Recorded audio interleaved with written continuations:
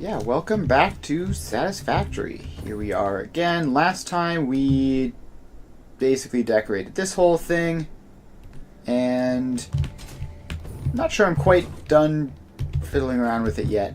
There's some stuff on the roof that I need to do still, but I'm getting tired of just decorating stuff, so we're going to move on to the next factory. And the next thing we're going to be doing is high-speed connectors. So we have this alt recipe, and then there's another one, which is this one. Now let's just get that selected so that I can look at it. So let's see. This one uses silica instead of cable. And it uses a lot less quick wire. And I don't know. Let's actually make sure that this is an equal comparison, right? So they're both doing the same number per minute. So yeah, it uses a lot less quick wire, but uses silica instead of cable, and the circuit board's ratio is the same. So quick wire is obviously a big deal. So if this is going to be... I don't know why I typed that in there. So if this is going to be 100%, that's going to be 3.75 per minute. It's going to be 2,000 quick wire for this recipe. And there's only these two alternates. That's a lot. That is a lot of quick wire. I think I think this recipe is going to be better just for that reason. Although it's a bit slower, but that's fine. So let's start getting this calculated out. So we're going to need 1,125 quick wire. So let's get this is the signs. This is the signs for the automated miner factory. Right. So let's just go back here, and for high-speed connectors, we need 37.5 HSC equals 1,125 quick wire, which is still a lot. Still a large amount. And 468.75 silica. 68.75 silica.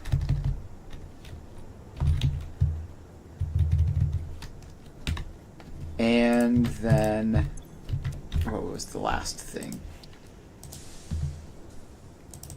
Just the same amount, 37.5 circuit boards. 37.5 circuit boards. Alright, so that is going to be a lot. So let's sort out the quick wire. So 1,125 quick wire equals, and we're going to use the copper recipe for that, of course. This is way more efficient. So 93.75 deuterium, 46.875 copper. 93.75 deuterium and 468.75 copper. Alright, so that gets typed in there, 93.75 deuterium and 468.75 copper. That's a lot of copper, and I think I have to actually add copper to the what's it called, to the setup here. I don't think I have that yet, but it's definitely going to be needed Otherwise, we're going to use way too much Caterium. Alright, so then let's go with the silica. So, silica. We only have one alt recipe for that currently. Are there others that I just haven't selected? There's cheap silica. So let's grab that as an alternative. But for now, that seems to be it. If I do a rescan... Alright. Not seeming to be getting more. And I think we have all of them currently selectable, based on the fact that that rescan did nothing. So the other silica recipes are not unlocked yet. So, if we need 468 silica. So that would be 10 times this, which would be less than a full belt of each, whereas this would be honestly not that much more raw quartz. Like that, compared to the amount of raw quartz we're going to have to be using anyway. We're saving like 80, which is sort of negligible for the sheer amount of limestone we're putting in. So let's just do default recipe then, I guess. So we need 468.75.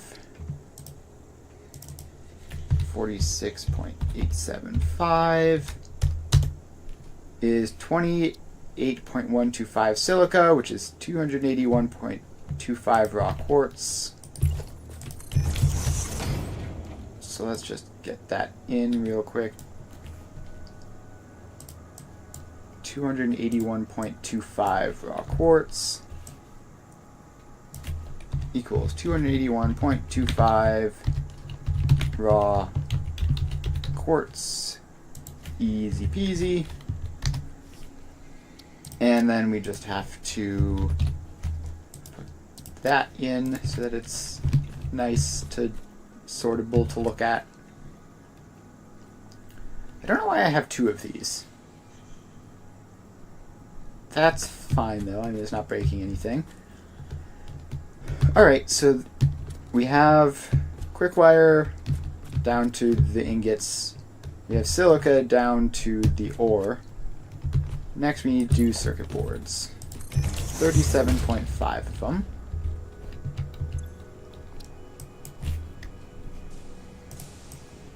So let's take all that stuff out and figure out, actually, do we have any alt recipes for circuit boards? I think we probably do. Yeah, so we have electrode circuit board, which is definitely one that I like a lot. There is Caterium circuit board, which could make sense because we're going to be having Caterium in this factory anyways. And that appears to be it for now. Okay, no, we have all the options total. So we could go silicon circuit board or electrode circuit board or Caterium circuit board. Now, silicon circuit board takes out the need for oil entirely and reduces this to copper and silica, which we need large quantities of both of those anyways. So let's go silicon circuit board. So if we need, is this just going to work? No, it's above the max, so we have to set it down to 10%. And it's 82.5 copper sheets, 82.5 silica. Equals 82.5 copper sheets and 82.5 silica. Please type correctly. Thank you. Alright, so now we have to get, I guess we're going to have to update that silica with that silica. So instead of 468.75, we need 468.75 plus 82.5 is 551.25.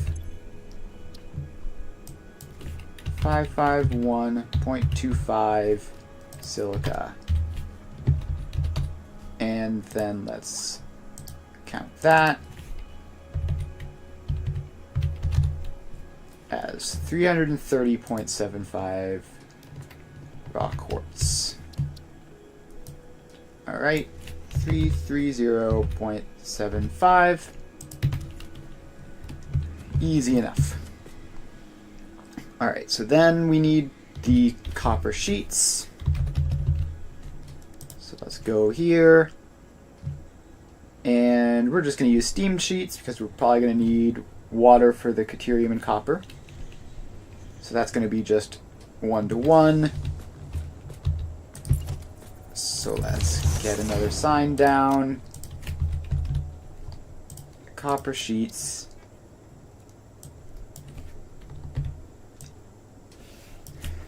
Equals 82.5 copper ingots and some water. How much water?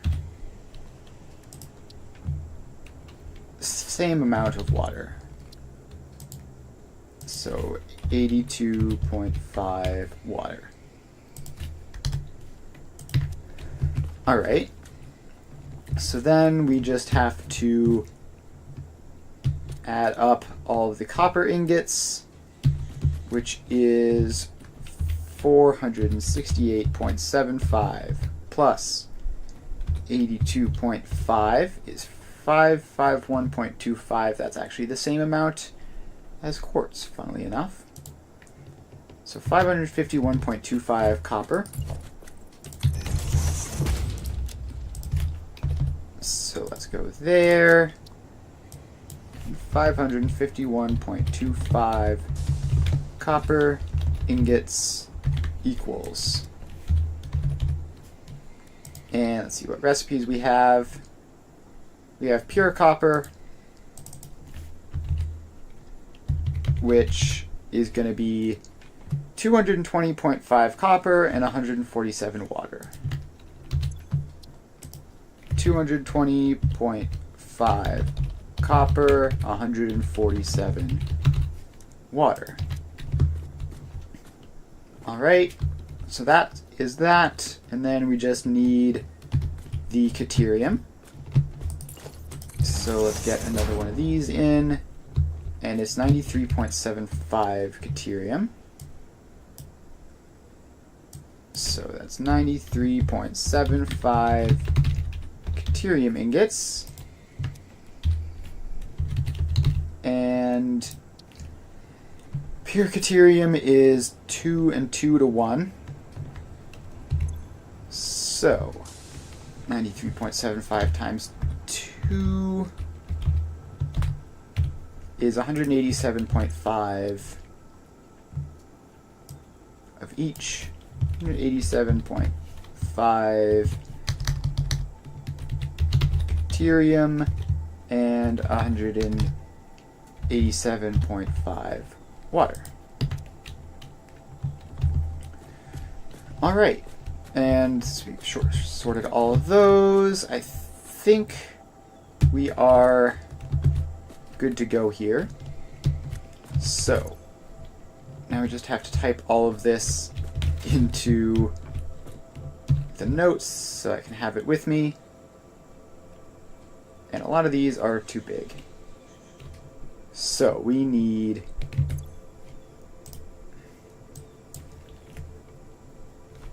to look in such a way that I can see it all, which is very difficult.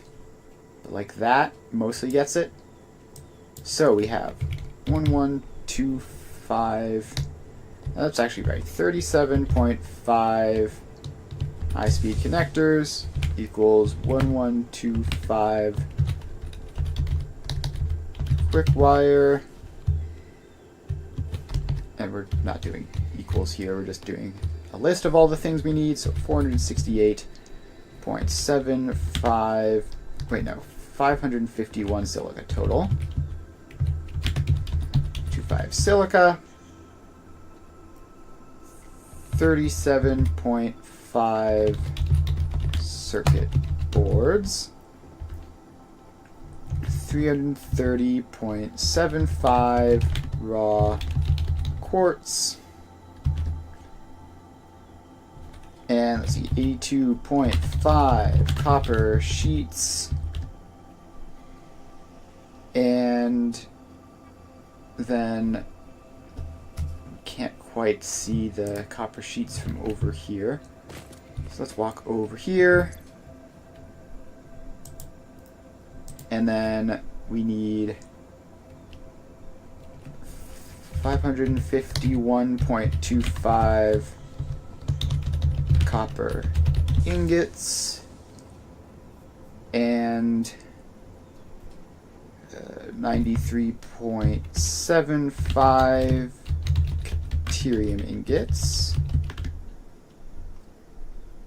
and then that adds up to 220.5 copper ore, 187.5 deuterium ore, and how much water?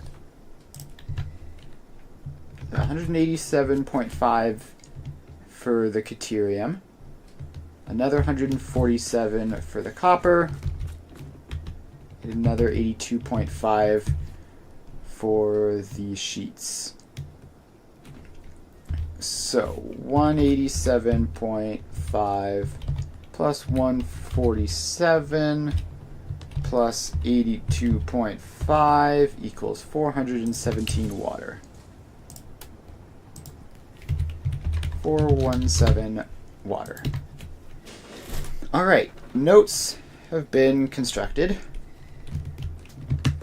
Now I guess we're going to have to grab some encased industrial beams because we are off to grab some copper. We already have quartz, we already have deuterium, and water will just be extracted on site, of course. So that should be fine. And I don't really know where I'm going at the moment. Just sort of generically in this direction.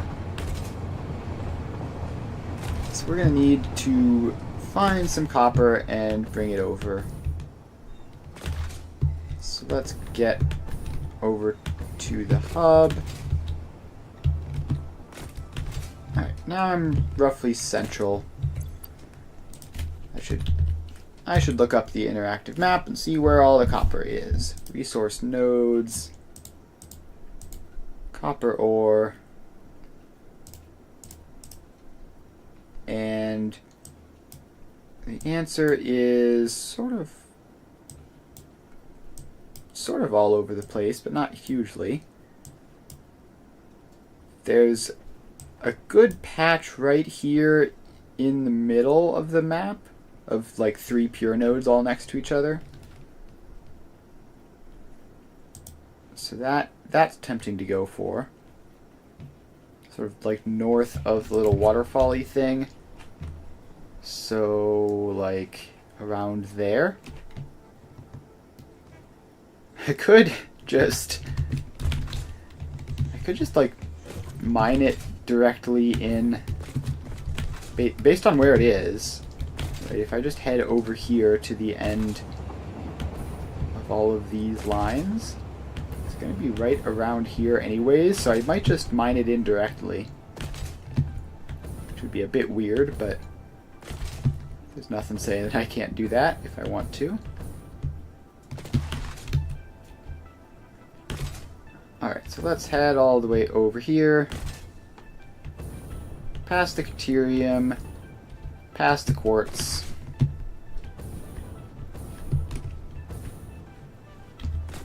and the copper is like around there. So let's set up another station for this.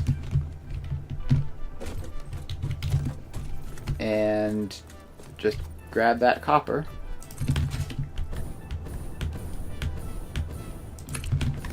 Alright, so we have that, and then we're going to need to switch to depot first and actually grab some wire, otherwise we might run out. Alright, we don't want that. We want nice big batches of 10. So these all go across.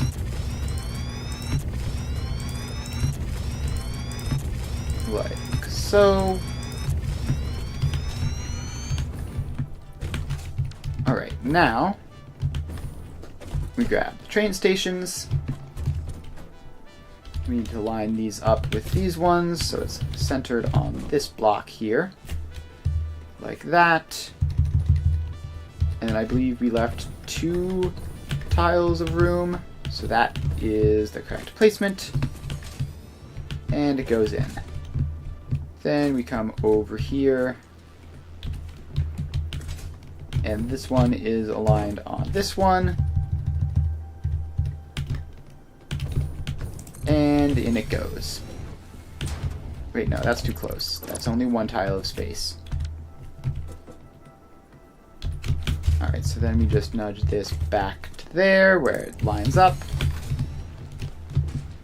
And both of those are in. Now we put the freight platforms.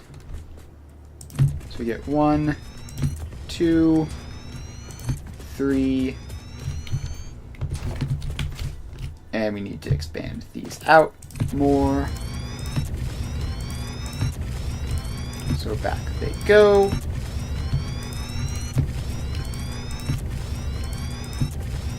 And using up a whole lot of concrete for this.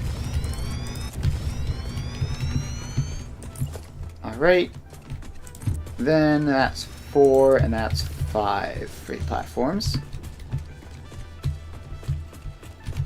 Alright, now we go here and we get the ones on the other side. So that's 1, 2, 3, 4, and 5. And it looks like our wires supplies have lasted. That's good. So now we just have to do all the attaching. I believe that goes out like that, and then up that way. So this railway comes along here, and we just move until it lines up properly.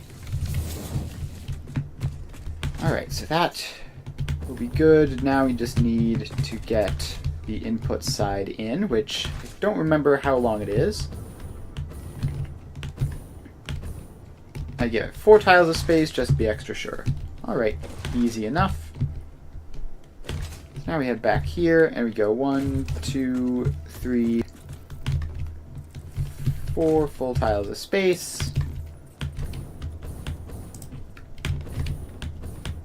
And across it goes. Alright, so that is in. Then we put in the rail blueprint. Make sure to have it be in auto connect mode. And make sure to have it line up properly. Just nudge it into place there. And in it goes.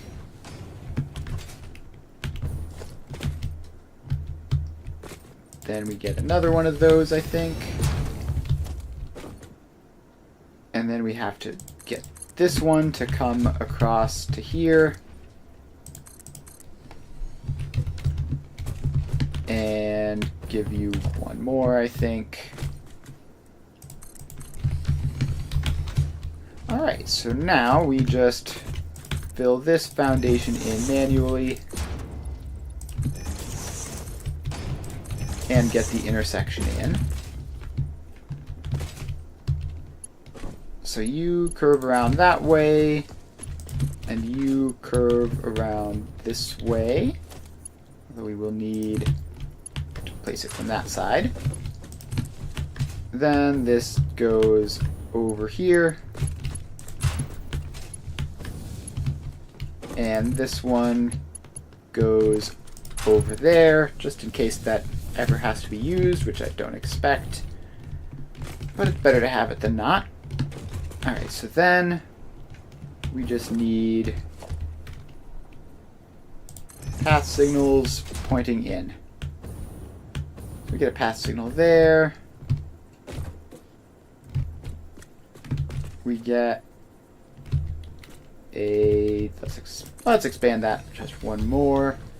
Get a path signal there. And we get a path signal there. Then we get block signals coming out. There. And there. And then there's that one over there, which is fine. Alright, now this is all set up. We just need to attach in the trains to there and to there. Then we take that out and bring this along to there and attach that in. Alright, now we just get these trains in. Boom. Easy. And done. And then finally, just the signals on the train stations themselves. So you two get them, and then we get them on the other side of the stations. There.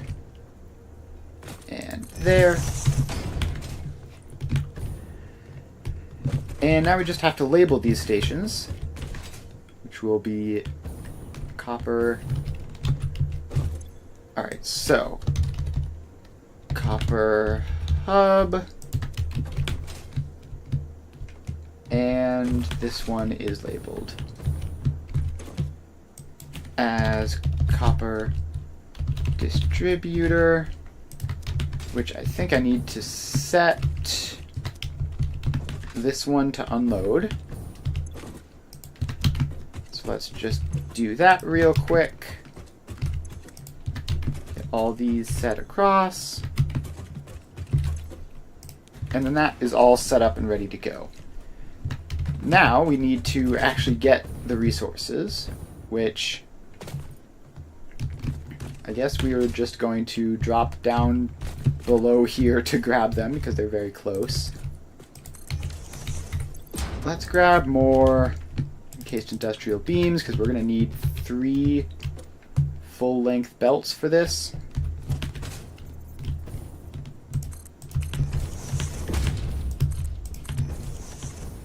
Also, I hope that factory down there isn't using all the copper. I don't think it is. I think the copper is not quite that far over there.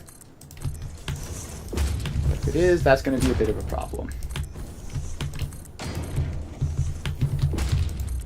The good news is that since that factory is right over there, we don't have to worry about dragging power up and down.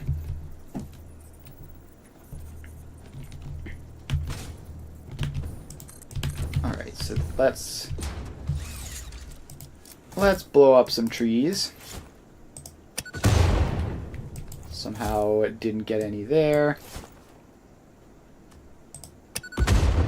Or there. I guess we're going to have to drop down to figure out where exactly the trunks are. Or are these just non-destructible trees? They might be invincible. Let's try. Yeah, okay, so that's annoying. So, where is that ladder? We're going to have to drag another ladder up so that we can find that ladder. Because the canopy is in the way. Alright, so let's get up through the trees. And then we hop over to this ladder. And take this down as far as it'll go. Which fortunately conveniently dodges the tree for at least most of the way.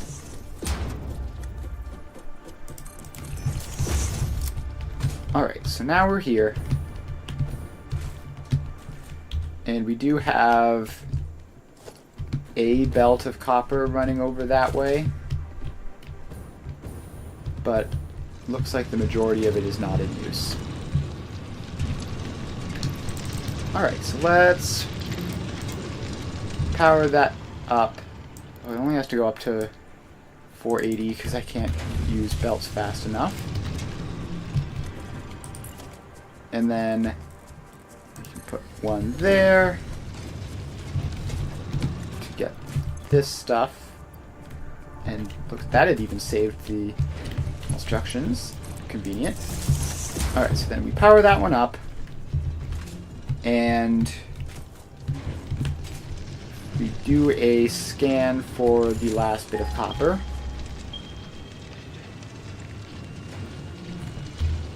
Which is apparently over this way. Yep, not too far, but it can be hard to see in these woods. So we put that down.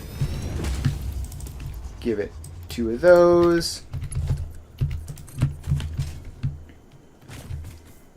And we are just going to need to belt it over and power it up. Like that. Alright, so this should be a respectable amount of copper. And we're going to upgrade that.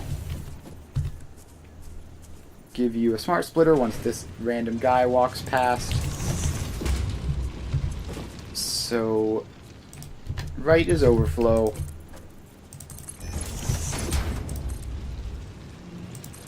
And now we have those. And we just send these up. Just sort of over here. And where did I bring this one? Back here. Alright, so we're just going to send all these 3 up next to each other. So that one gets over there. And then goes up. And then we're going to have to find... We're going to have to find that ladder that we had, which is over here, I think. Somewhere around one of these trees. Not that I can seem to spot it. There should be a ladder. Stupid giant trees being impossible to destroy. There it is. Alright, so now we get up here.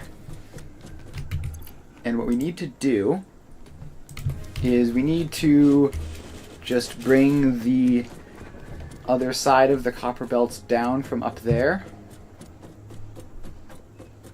So we should head up there, set up the belts, and then bring them down, and then connect the 2 up.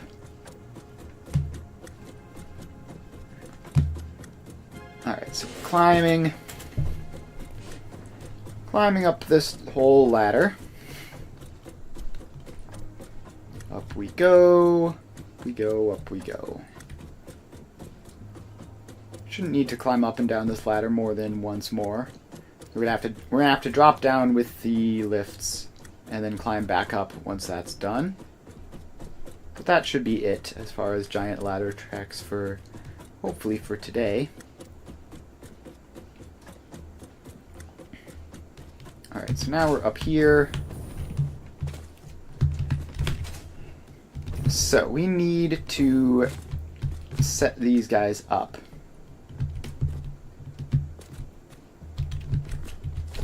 So we get like a splitter there. I'm trying to figure out just how to like evenly use all of these. And I don't really know.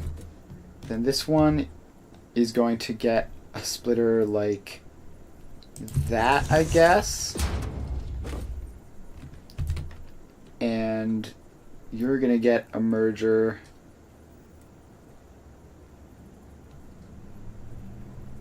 like there, and then you're going to get a splitter going that way.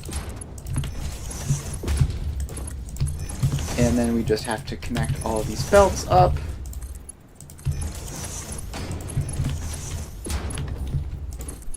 And it's a bit confusing, but basically it's not going to be a perfect split, but it's like pretty good, right?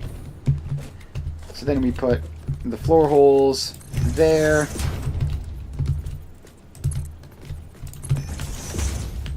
And we put a floor hole here.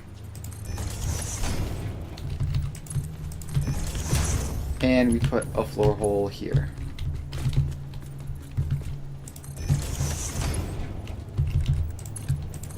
Alright, so those are all in, and we just have to bring up the belts. So step one, we need to get a good stable spot down here. So let's build that real quick. And then, hello. Build that. So now we can stand on this and run over here. And we can get good, solid line of sight on these guys. Alright, so now we just drag these down. And I want to sort of bring them vaguely together, like that.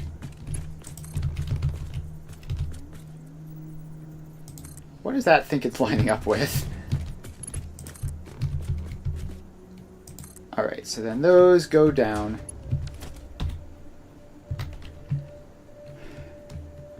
And then we drop down to land on them.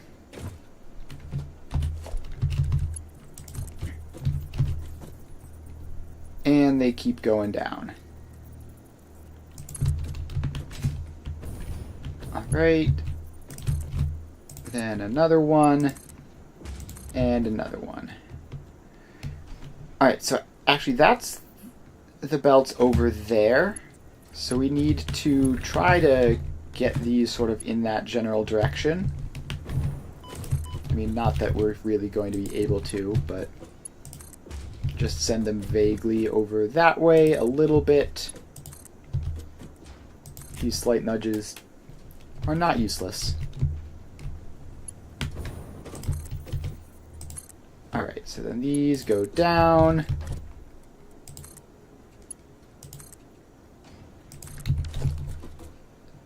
And then we just keep going. This one got faced the wrong way, which is a little bit annoying, but we're almost there. So that goes down, as does that, as does that.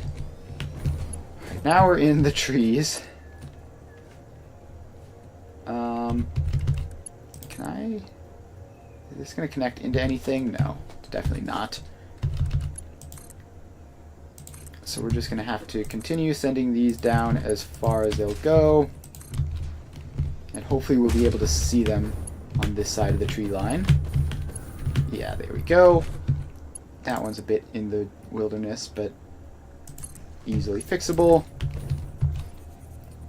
And then these all just go down to ground level. And where is that third one? There it is. Alright, so now we have those. So these didn't need to start going up here. No, don't take out that power tower. That could break any number of things. For all I know, the entire factory is dependent on that power tower specifically.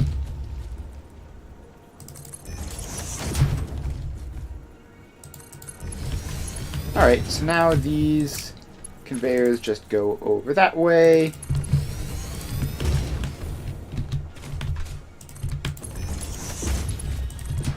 And just keep on going. There, and there. And there.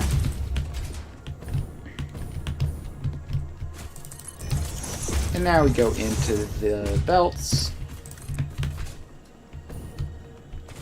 And we get one there. One there. Then the last one is going to have to go around a little bit to get to the last one.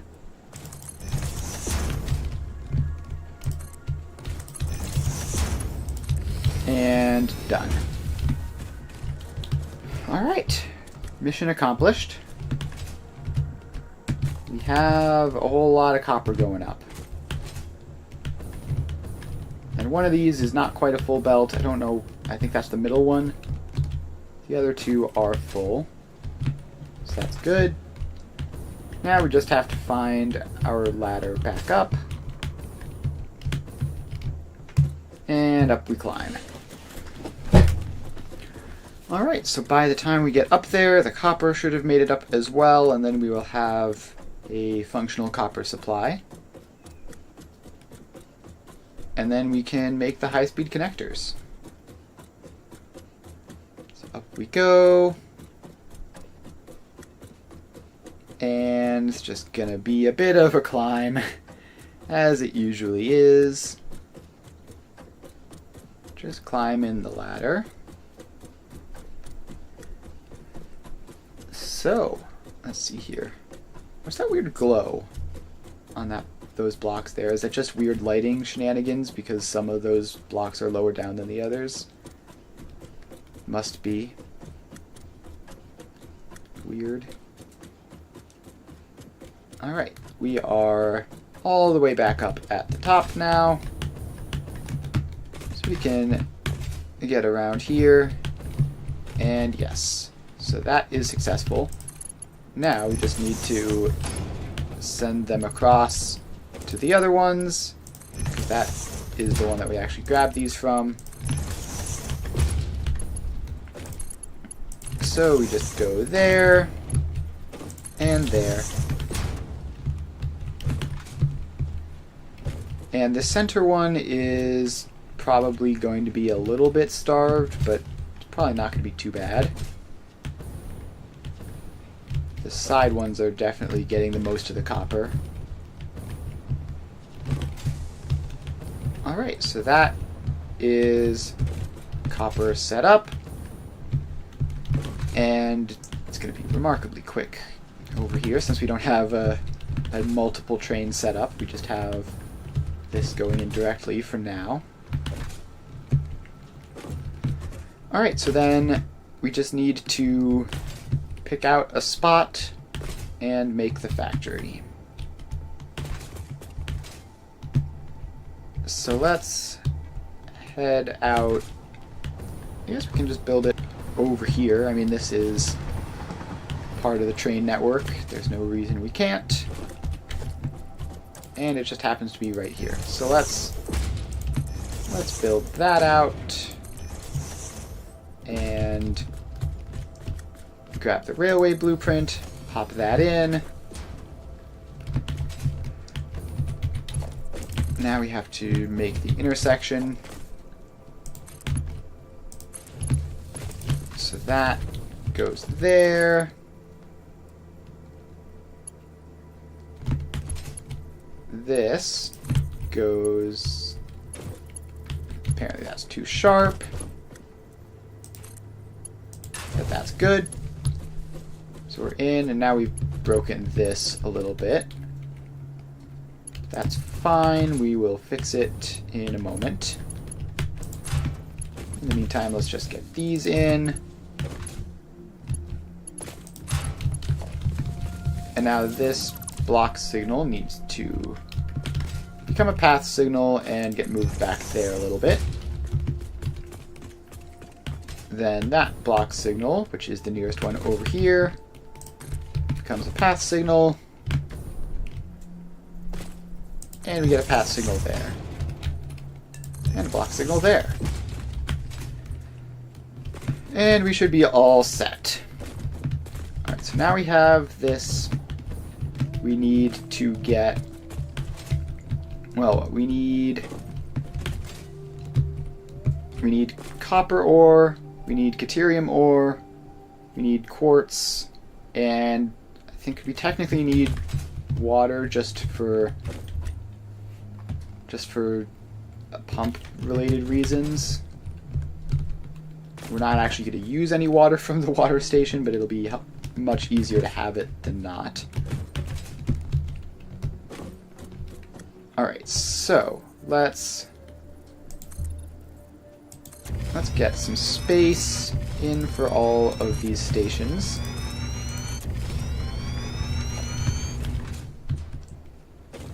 So this is the output line, which is going to go along, I guess, that way.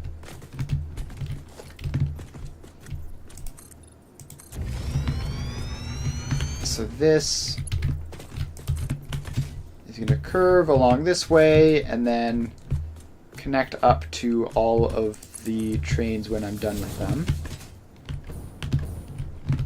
So that comes all the way along there, and it'll probably have to go further. And that one will stay there and wrap around when we're done placing all of the stations in. So now we start placing in some foundation.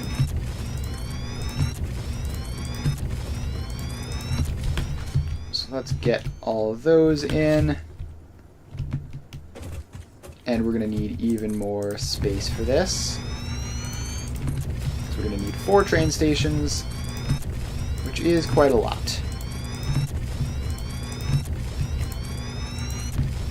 Alright, so that goes all the way across. And let's put in the first couple stations now.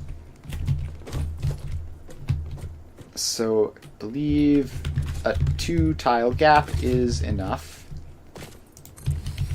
So you can go in there. And it might be tricky to get it to connect in with this since it's a turn.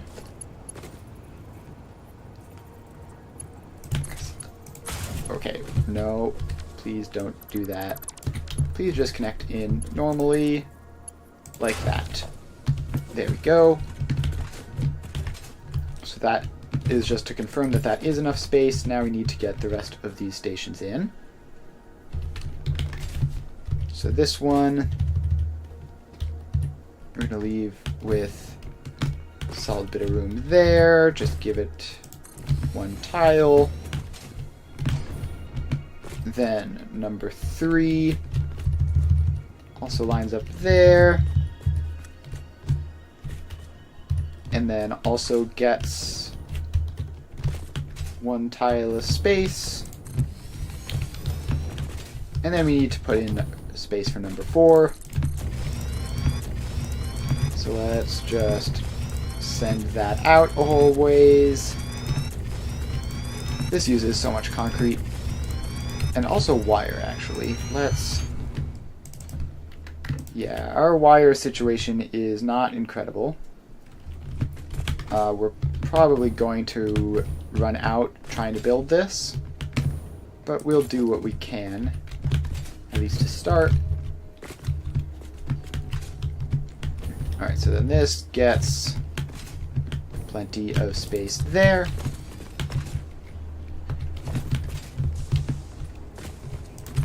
And we just have to bring this along.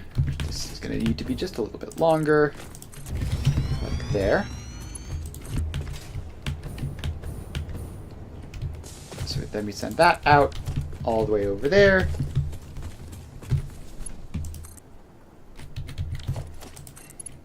And now all of these just connect in.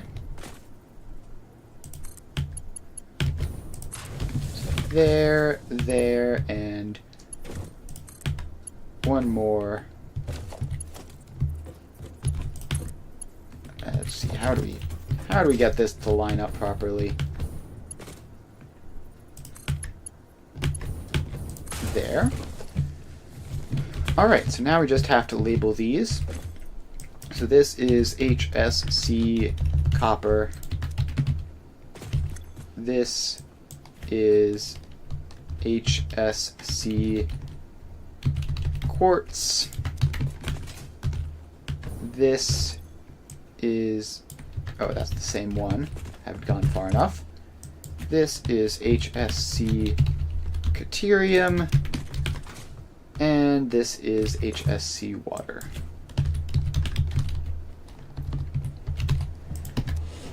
Alright, so we have all those in. And now we're time to start doing the wire intensive part, which is all of the freight platforms. We get 1, 2, 3. It's 100 each, and we need to do like 20, so we need like 2,000, which I think we definitely don't have. I think we have like 1,000. But we can get half of them done, and then hopefully the other half done soon enough. And that will be fine. Just gonna have to also expand out all of this foundation. So let's just do that real quick. Just about done. Yeah, that ought to be enough. Alright, so we have 1, 2, 3, 4, and 5. Then we have 1, 2, 3, 4, and 5. And 1, 2, 3, 4, 5. And then we have the water one, which we're just barely not going to finish. So we grab fluid freight, and there's one. We need another 400-ish. But in the meantime, we can set up the rest of the train tracks for this. Now that we know how far back this goes. Let's hop over here. Grab foundation. And bring this back. So that goes back there, and then curves over to there.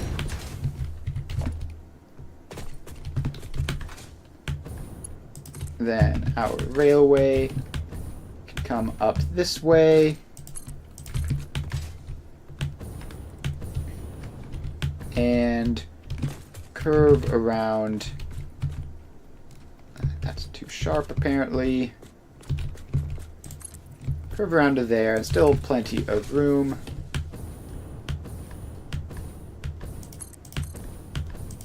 Alright, so then that extends across. And we just need to put all of these in. So you go there. You go there.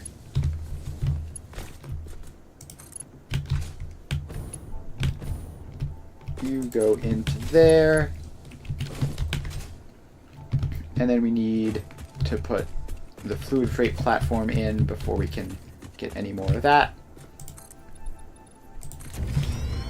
Let's just bring this all the way along. And this is most of it, honestly. So we just need one more, which is not that much wire. And then that will all be hooked up. So again, while we're doing that, we can put the belts in for this. Now, none of this, we don't need more than a single belt of anything. So that is very convenient because it means we can pull this together the easy way, not with more annoying way. So that goes along. Then this comes from here. 1, 2, 3, 4, and 5. Alright, so now this all gets collected together, and now wherever the copper comes from, it'll be on this belt.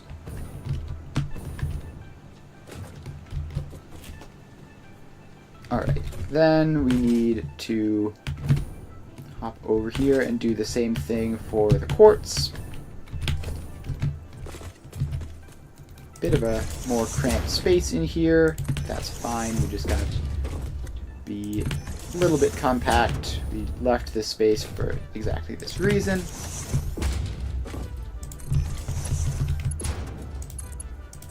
Alright, so now all of these go along.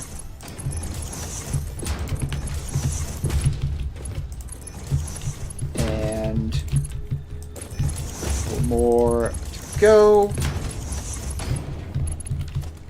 Alright, so that is quartz check. And then finally Caterium.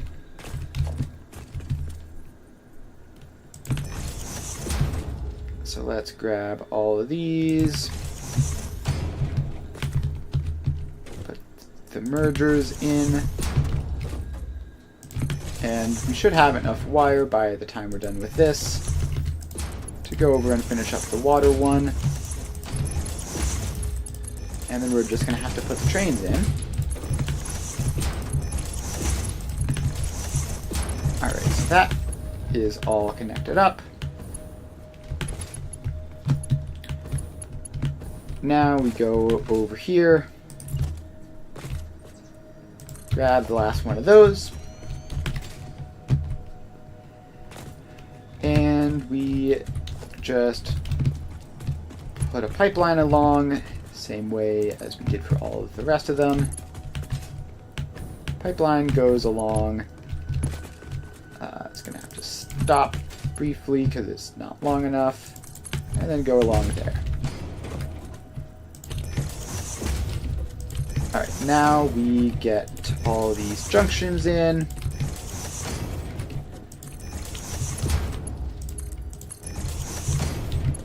And we connect this up. Like that, and like that. Alright, now that that is all set up, we can put the trains in. Actually, we need to set all of these to unload first. That's very important. If these are not set to unload, they simply will not work. Alright, so you get set to unload, and we can send one train at a time, I think. So, locomotive, 1, 2, 3, 4. Oh, I never hooked this up. Like there. And that's a 5th train car. Alright, so now we go to this. We label you HSC, not wearer, water. And we tell you to go to the water distributor and to here. And while you're here, when you're fully unloaded, and you wait for 0 seconds. And I think that is all we need from you, so off you go. Then we just have to set all of these the same way. So Caterium is all set to load, or unload rather. Those all get set across. and then we put the train in.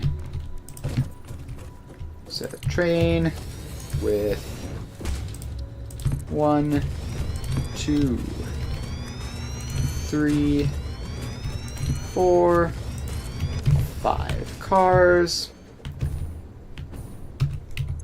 Then we call you HSC Caterium, not capitalized weirdly. And you get told to go to Caterium Distributor and HSC Caterium, and while you're here,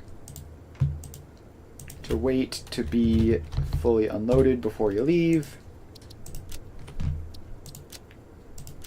And off you go. Then we go one over to the quartz. Tell all of these to unload.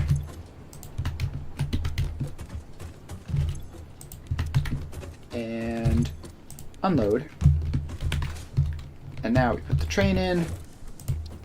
So that is a train. And 1, 2, 3, 4, 5 freight cars. So you are HSC Quartz, and you go to Quartz Distributor and to here. And while you're here, you wait until you're fully loaded. And off you go. And then last but not least, the copper. So we set all of these to unload. And then we put the train in.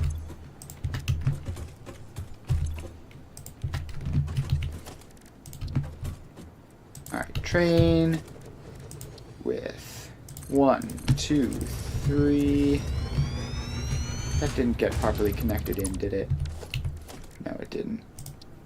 3, 4, and 5. And you are HSC Copper. HSC Copper.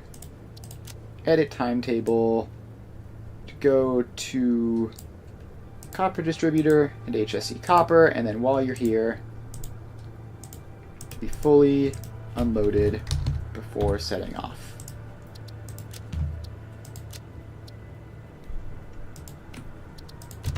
Alright, so that should be all of the train stuff done, hopefully, unless I've messed it up horribly, which is certainly possible. Then the next thing is to make the actual factory floor where we're going to be constructing all this stuff.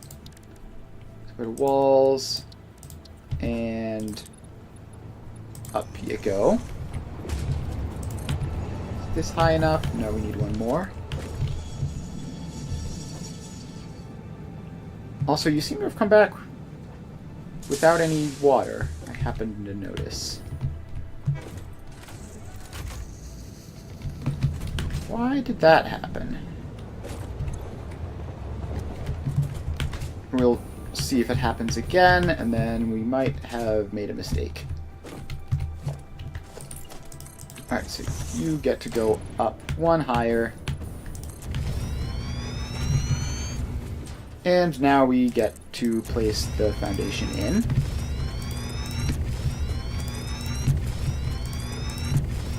Alright, so this all goes across and fills up all this space. Use up a huge amount of concrete.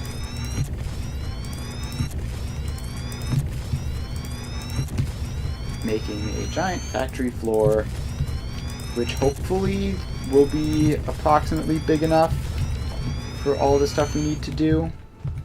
So this needs to go a little bit further over this way. I think it needs to be a little bit wider that way as well.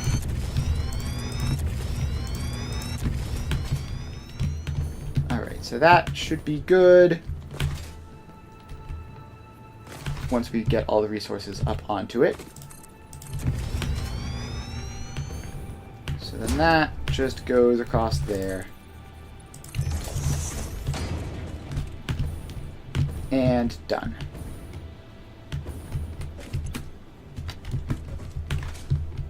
So, are we above water? We are. So yeah, the plan is to pump some water up here from that waterfall down there, using this just as a headlift setter, basically.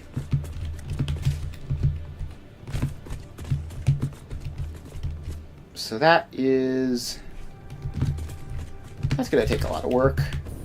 We could just use this water for why it exists. I mean, that is sort of its purpose, right? To be used. I don't know. If we do that, we're gonna have to set up a whole water. We're gonna have to set up more water later. Yeah. Now let's just do it correctly. So we get. Did I make a blueprint for this?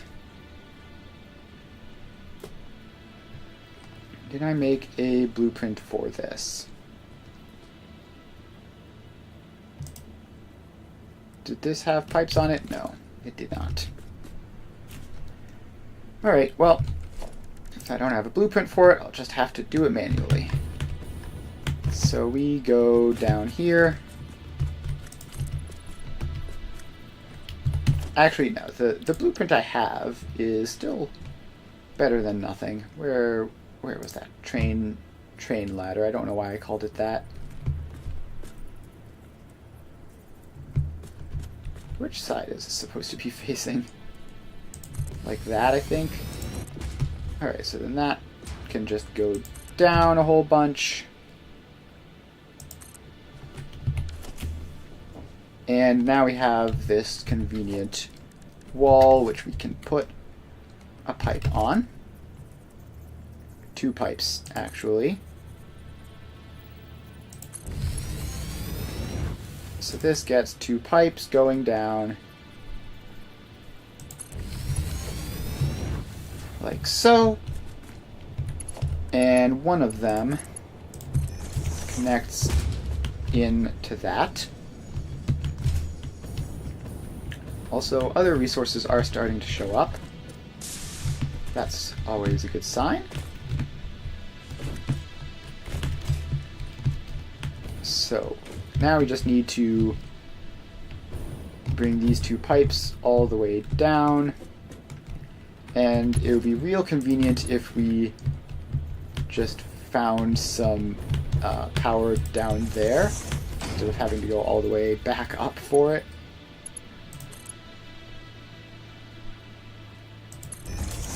But we might have to. I don't see any power lines visually. We're gonna need more of this.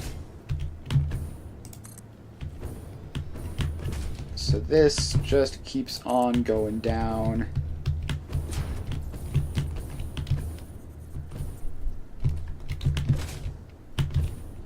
And a couple more. Like that, ought to get us close-ish to the ground. Let's just get one more in. That should bring us the rest of the way. Also, there's radiation here. Why is there just coincidentally radioactive stuff here? That's annoying. I have to go through here. Alright, well, up we go. Can't quite snap onto the pipes from this distance. We're going to climb up a little bit more, and now we can.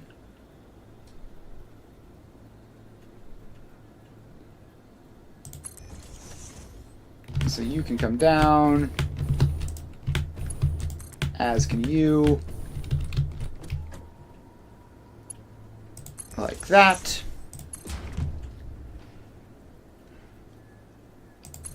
And then you just keep on going down until we make it to approximately ground level, where the radiation is because of that radioactive hog, I think.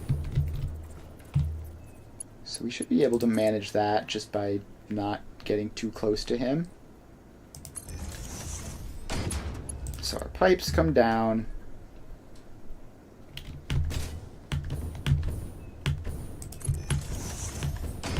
And now we need to... we're going to need to hurry. So those can go the rest of the way onto the ground, if I can find there is close enough. Alright, the radiation up here is still relatively mild, but the radiation down there is going to be a lot more. So we're going to need to hurry and just, I guess, sprint that way. Maybe we can just move the pipes over from here and not even have to get close to the radioactive hog to begin with. Alright, no, we do have to get close to the radioactive hog, but not terribly close. So this should be survivable as long as I don't take too long. So then that goes down. Follow it, and how? Alright, so now we're out of range of radiation again, which is nice. And the water should be right on the other side of this giant tree. There it is. So these pipes both have to get around the tree. And I need to not wander directly into a poison flower. So we can send both of them around this way then. And now we just have to get the rest of the way down to the beach. Alright, so the pipes are now all the way down here. And if we need 417 water, that means we need... so that's 120, 240, 360, 480. So if we just combine all of these up,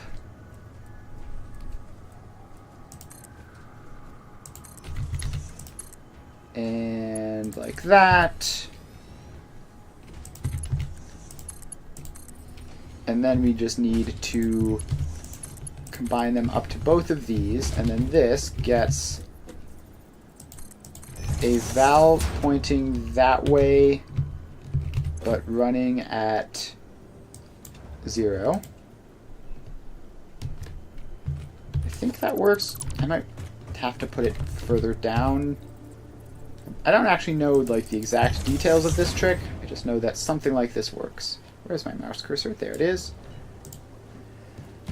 So I set that to 0. So nothing will flow through it. So the water that gets pulled off the train will just come down here and get stuck. And then the water from all of these will go up and fill that.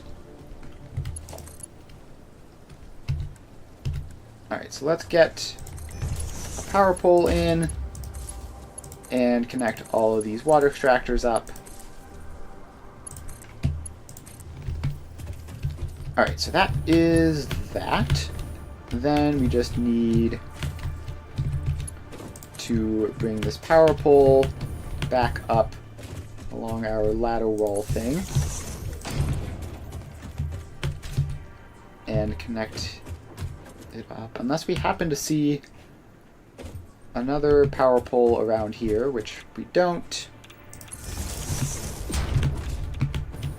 Alright, so now we're heading back into prime radiation territory. And we can't get up to our ladder because it's too high up. So let's bring that down.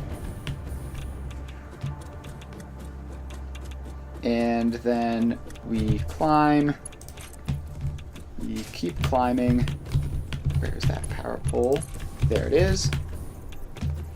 Alright, now we should be in the clear to just bring this power up every so often. Just gotta click these power lines across. And we should have a supply of water that magically does not need pumps. Because of how fluids work in Satisfactory, they see the head lift from the train station being all the way up there, and so they think the head lift on this set of pipes can get all the way up there, even though the actual water isn't coming from the train station at all, but is instead coming from these extractors that I just placed all the way down here. So once those extractors are actually producing water, we should see that water gradually fill its way up this whole thing here. Alright, the pipe is sort of overlapping the ladder here. Didn't quite place it well. But just gotta get the rest of the way up.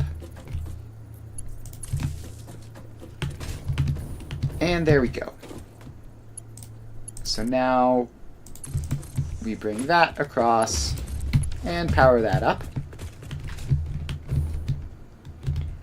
So now those extractors will be running, and we should get water up into this pipe, which I'm still going to need like a pump probably to get it up all the way up there. That's fine.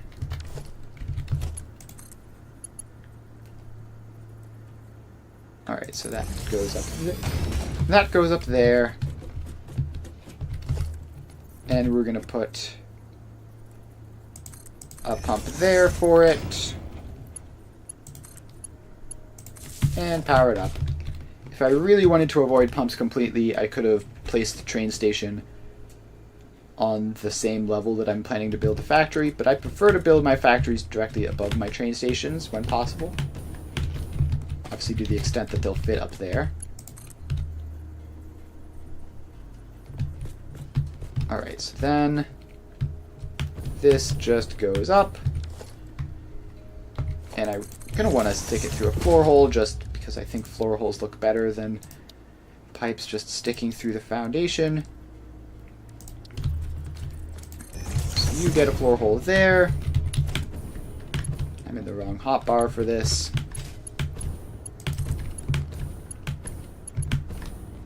And let me get a place with good line of sight on it, and there we go. So at some point in the future, water will make its way up here, and then we'll be good to go.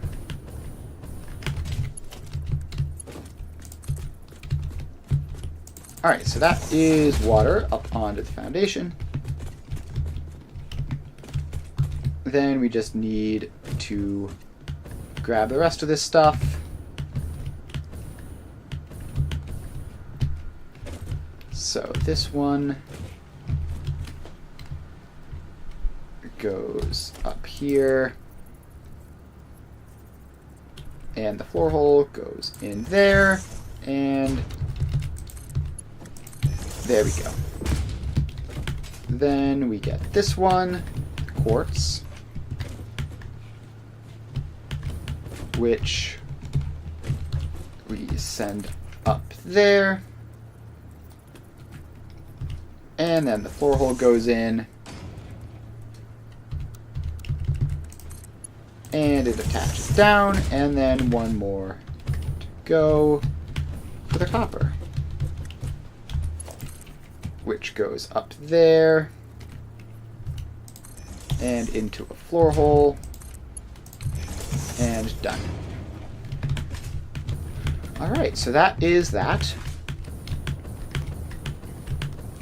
Now we go up here, and it is, I guess, time to start making stuff. So we have the water. The water made it up.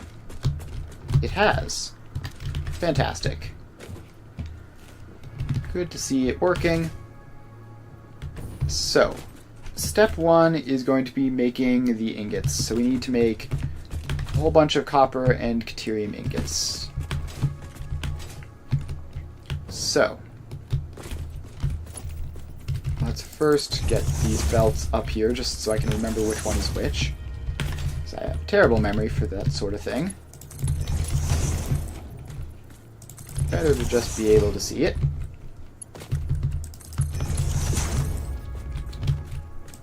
Alright, so that comes out there. So, first off, we'll do the Caterium. So we get just a row of refineries, which I think we can place in this space over here. And how many of these am I going to need? I need eventually 93.75 Caterium ingots. This is going to give me 12 each. So 93.75 divided by 12 is just less than 8. So let's just do a nice, easy 1 to 8 load balancer for that. 1, 2, 3, 4, 5, 6, 7, 8. Alright, so now we need to get the balancing in, so we have a splitter at every other one of these.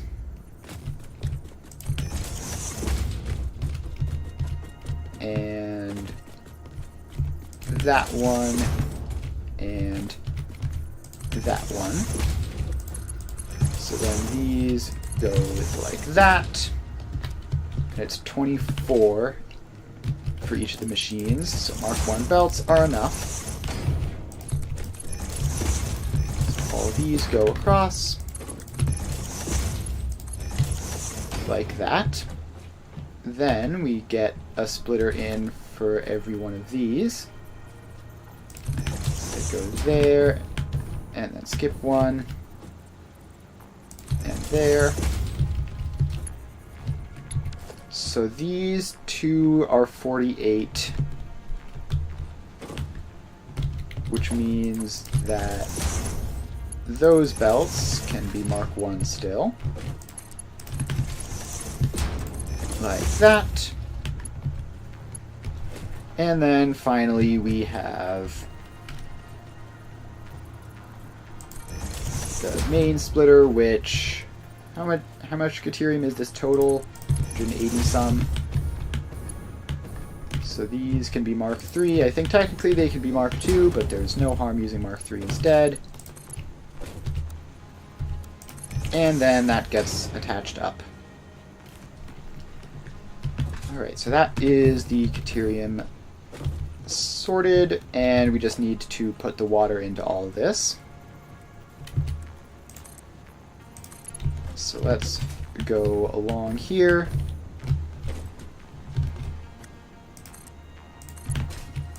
And stop there, and go a little bit further. Alright, so now we just put the pipeline junctions in,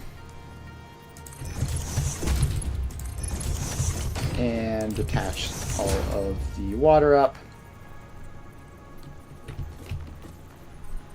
I really wish these would snap in more consistently. It feels like sometimes they do, sometimes they don't.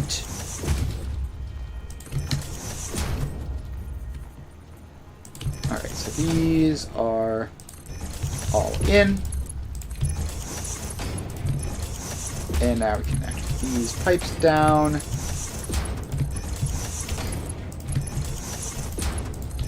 And now we just connect this whole situation up to the water. So this pipe goes along this way. And I guess we have to stop one more time before going in there. So now that should be that. And, alright, looks like we have a problem. Oh, I know what happened. I never put in signals on these stops, so it thinks this whole thing is one big block because there's something in that big block nothing wants to enter. So we just need to do that real quick.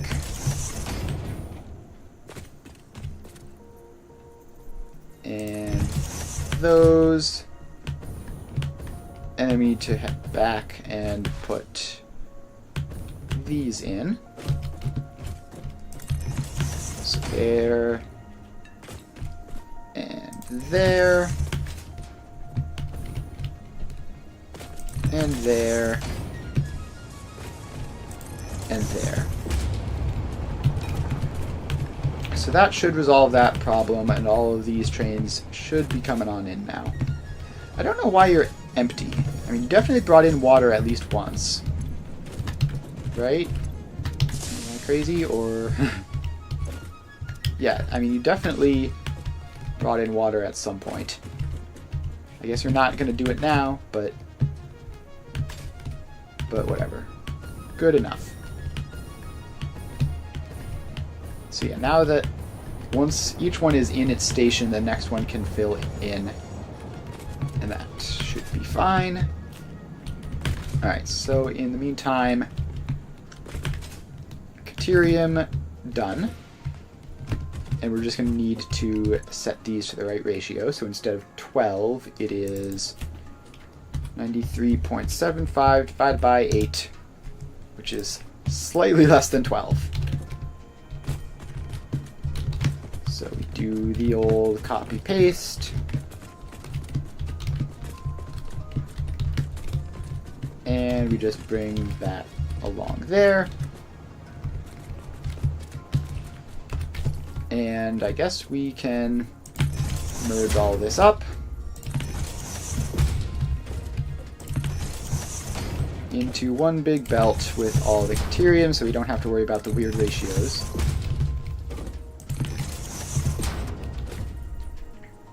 Alright, and then this last one, we're going to send the output that way, just so we don't have to worry about the pipe being in the way. And then this can be marked 2 belts, because it's 93, which is less than 120, but greater than 60. Don't do that.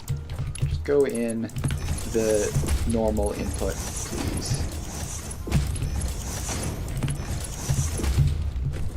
Alright, so then this all gets patched up. And as always, we are going to be doing the power poles once the entire factory is done. So that is Caterium ingots sorted for now. Next up, we have the quartz to silica, which is just going to be in constructors, I think. So let's just get a constructor in and take a look. We need silica, and we need 551.25 divided by 37.5. 551.25 divided by 37.5 is just about 15. Alright, what if I make this even 30? Still not great. Alright, let's bring this down to 30 and then do speed limit based shenanigans. So this will be relatively straightforward. Actually, how is this?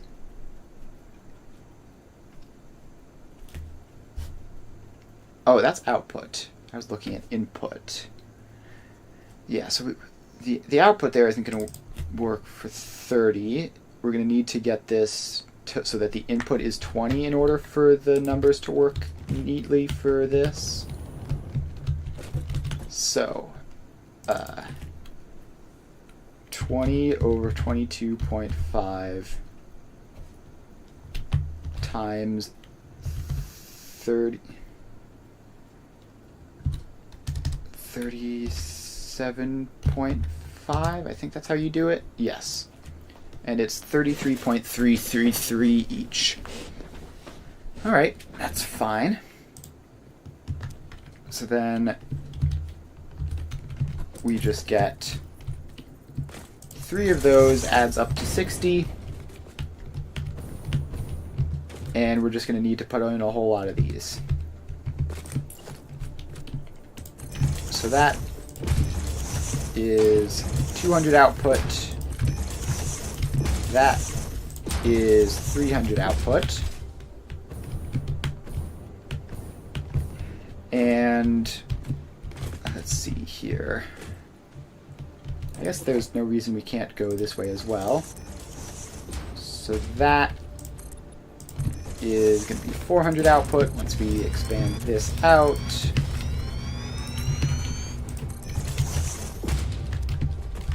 Alright, so we have each batch of 3 is 100 output. So we have 100, 200, 300, 400. We need 551.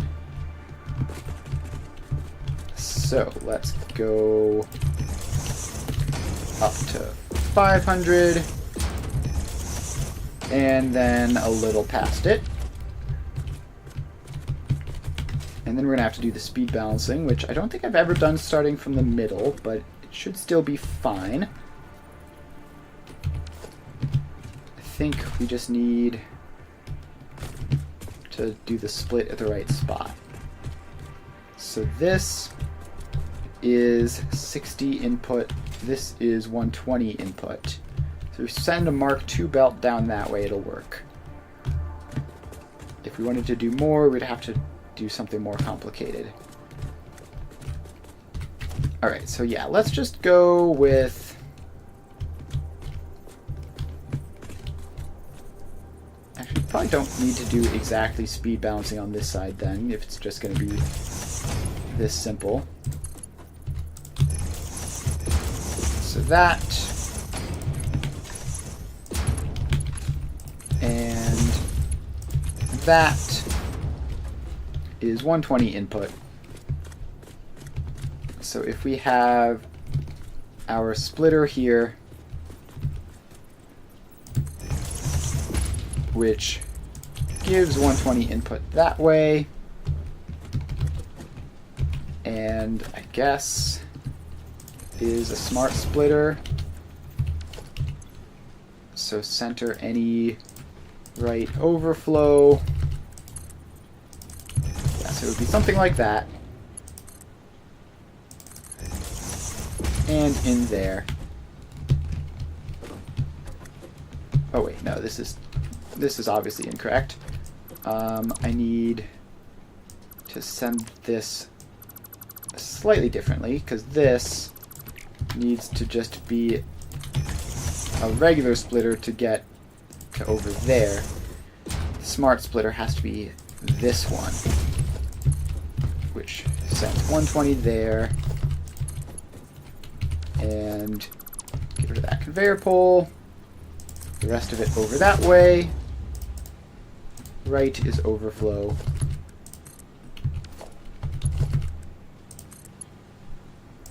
And sure, that looks fine, I guess. Alright, now we just need to set all of these up. So you get a splitter and a smart splitter. And that is for these 3. Then we get a splitter in here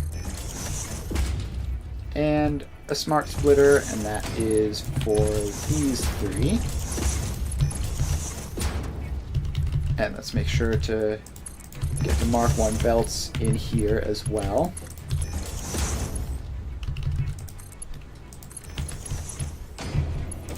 And I don't know why I keep having this be slightly off-center, but there we go. So then left any center overflow for these, and left any center overflow. Then we have one more batch of these. So you get a splitter and a smart splitter. that goes in. And then that's left any center overflow. And the rest goes into those two, where it'll be split evenly once I figure out what that split looks like. Alright, so now let's deal with that. So this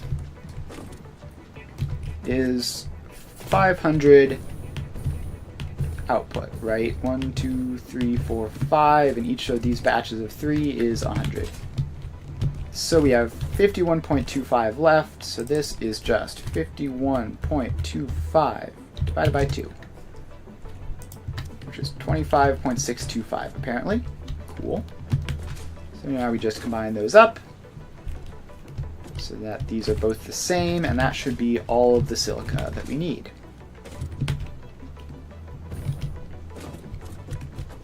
Alright, now we just have to merge all this up, but be careful because it's more than 480, which means we're going to need to use multiple belts for it. So we get a bunch of mergers, and every 3 of these is 100, so we're at 1, 2, 3, 4, 5, 6, so we're at 200 so far.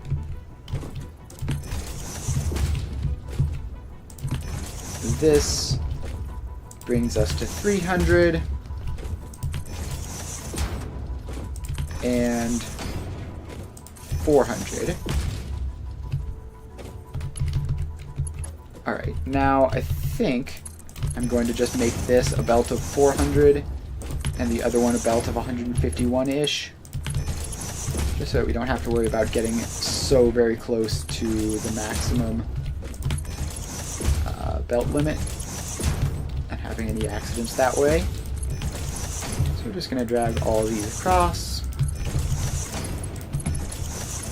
and bring the belt along. So these just all connect up like this.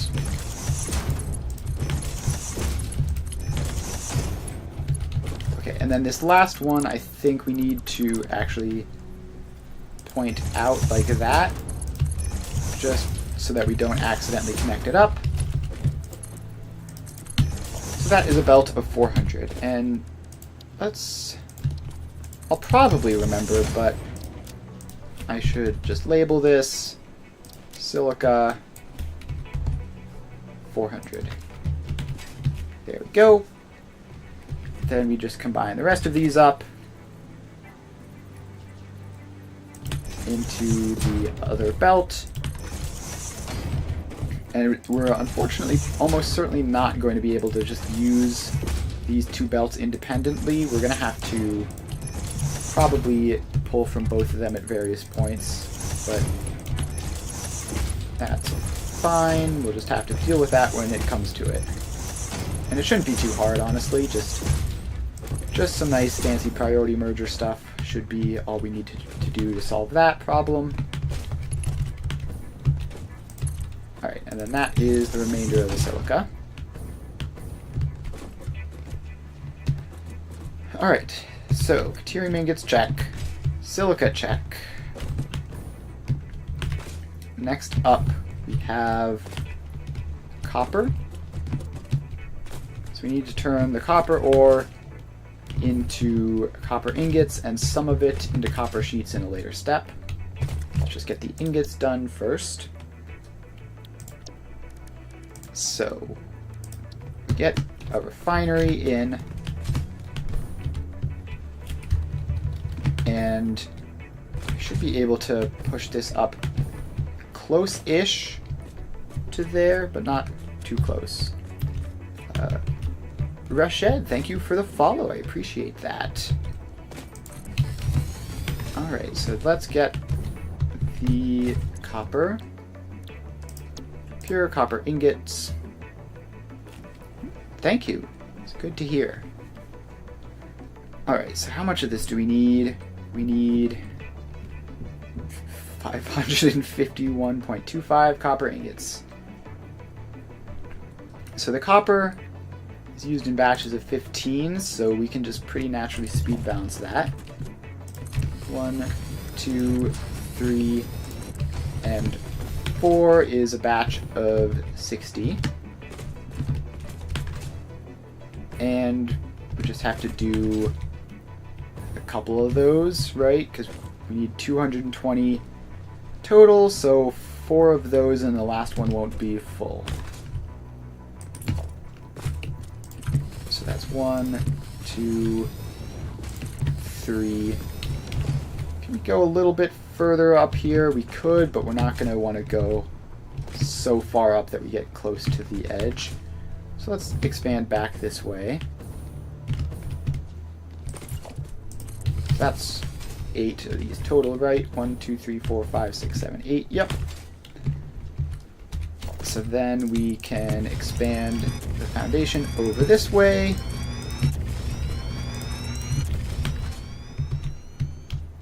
And so now if we have 2 batches of 4, that means we have 120. So we just need another 2 batches of 4. 1, 2, 3, 4. 1, 2, 3, 4. And then the last one will be a little bit weird, but that's fine. Alright, so now we have to get the splitters in for these. So this has to be a 4-way splitter. Like that, and like that. And so then these all hook up.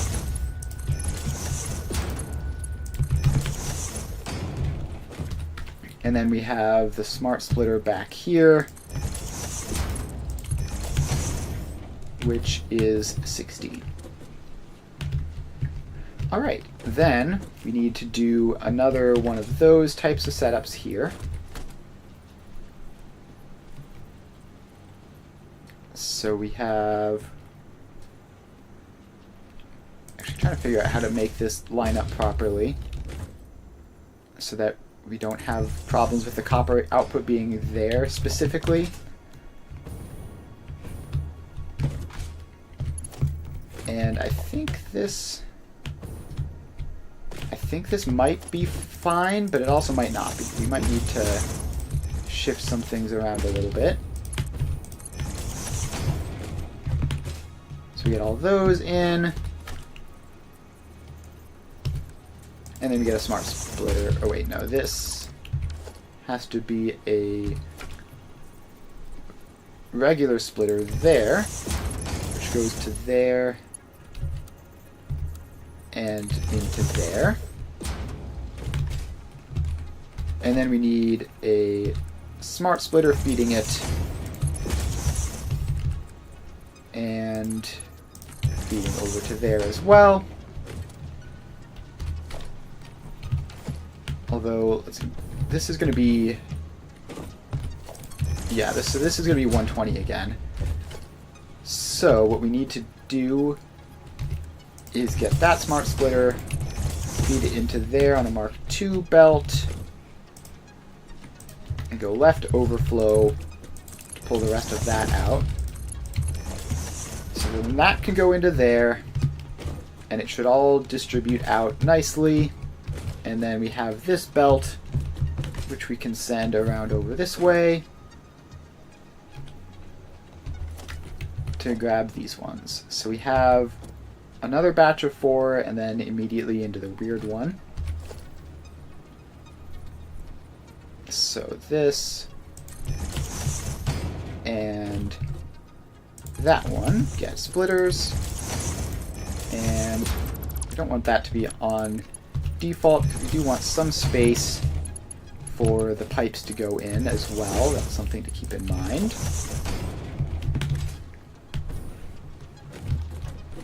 Alright, so then we need to split between these two. like that and that. And then we need a smart splitter to go there.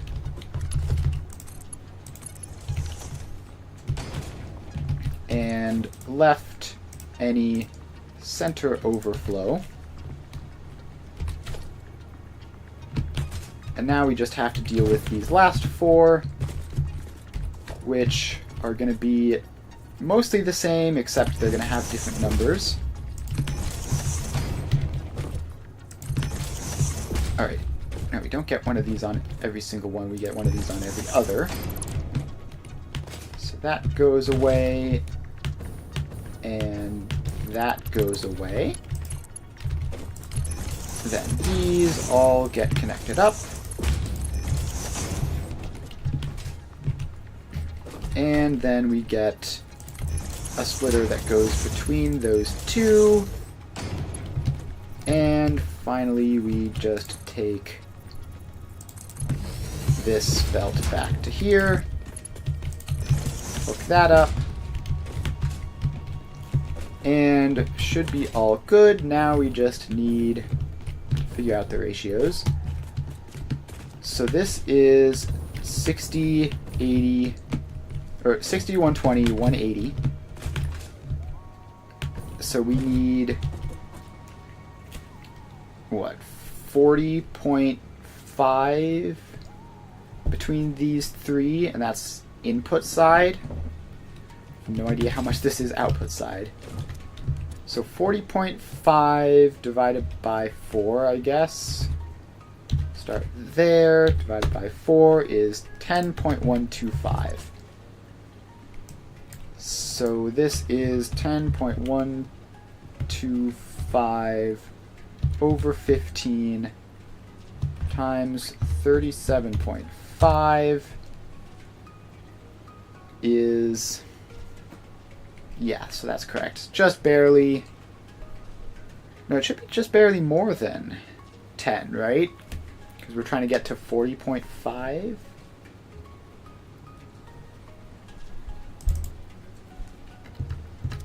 Was that 40.5 divided by 4 is 10.125.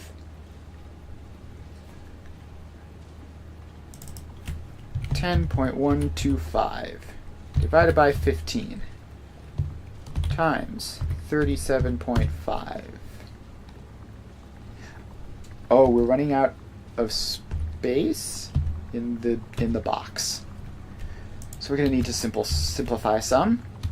So 10.125 divided by 15 is 0.675. Actually, we can just set the clock speed, right? 67.5. Yeah, that's an easier way of going about that, I think.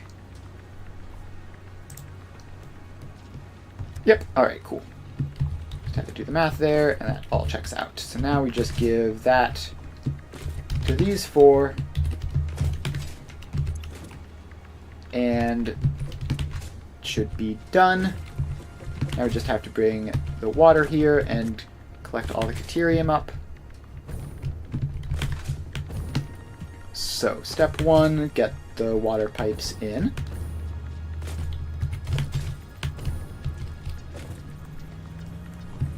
So that can go here, I guess. It's just going to have to come across all this stuff. That's an unfortunate place to put a break, but probably too much work to tear it down and rebuild it than just deal with it. Alright, so this then comes across.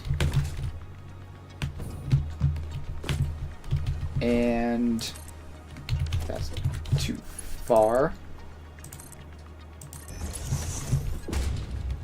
That is fine, and then the last bit over there.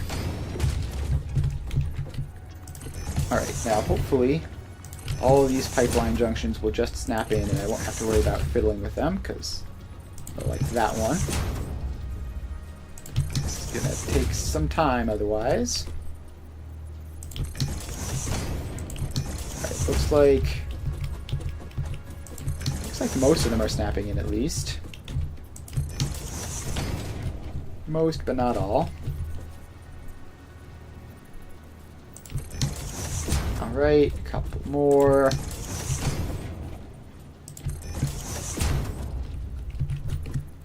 And, right, so that's where the unfortunate intersection is. We're just going to have that one be slightly off-center.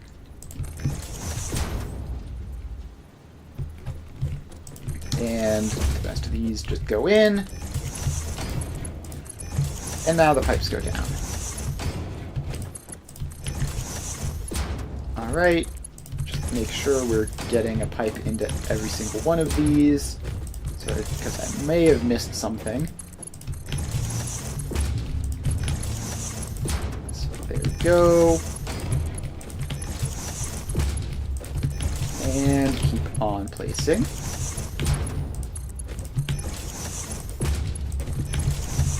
And we just keep placing. Oh, that one didn't click through. Alright, so now we just attach this up to the water pipe, and that will be that. So this pipe comes along.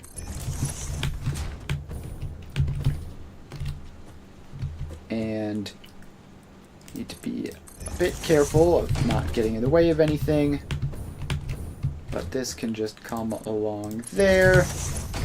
And I guess just snap into that. It is connected to the water pipe. Alright, so that is that set up. Now we need to get all of this copper together. So let's put all this stuff onto belts. And I'm going to have to figure out where the split is. So 480 divided by 37.5 is 12.8. So I can fit 12 of these onto the same belt, basically. So that's 1, 2, 3, 4, 5, 6, 7, 8, 9, 10, 11, and 12. Alright, so then this last one we are going to rotate so that it faces that way. And then we're going to make this belt up, put all of these in, and then run the main belt along.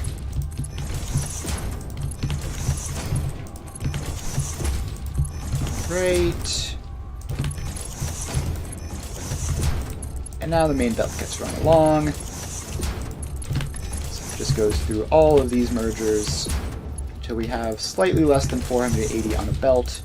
I'm going to have to calculate and write down how much that is, of course, that I don't make any mistakes later.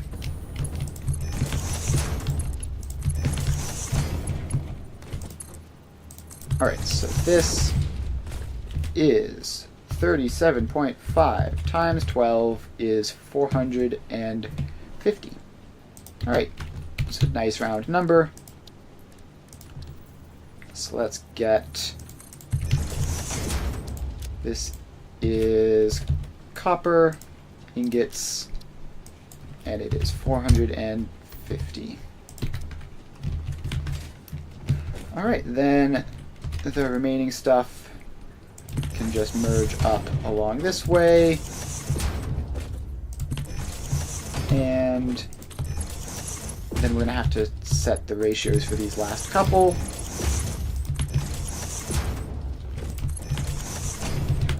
Alright, so then these are all connected up.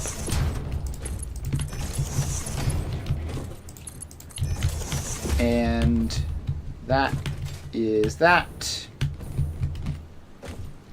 So then how much do these need to make? Oh, I already set this. Right. Can't believe I forgot that. Right, so it's slightly more than 100, basically. Alright, so that is copper ingots, check. Silica, check. Deuterium ingots, check.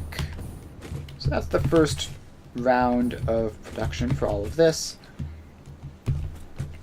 Now it is time to go into the second round of production. So we need to make some of these copper ingots into sheets, the rest into... I've already forgotten. What are we doing with all this stuff? Quick wire, right? And then we are turning the deuterium into quick wire, and some of the silica. Well, the silica we'll deal with later. For now, let's build another floor and bring all this stuff up onto the next floor. So up we go. Big ol' skyscraper. Get the ladder on the wall. And up we climb. Is this... Yeah, this is more than tall enough. It's hard to tell exactly where the limit is with these things. Alright, it's a bit higher than that, so I guess it's going to be like here. That's fine. We can always use the logistics floor. Sort of thing that's just nice to have. And it's not going to be a 100% logistics floor because some of these smokestacks are going to be in the way, but here it is.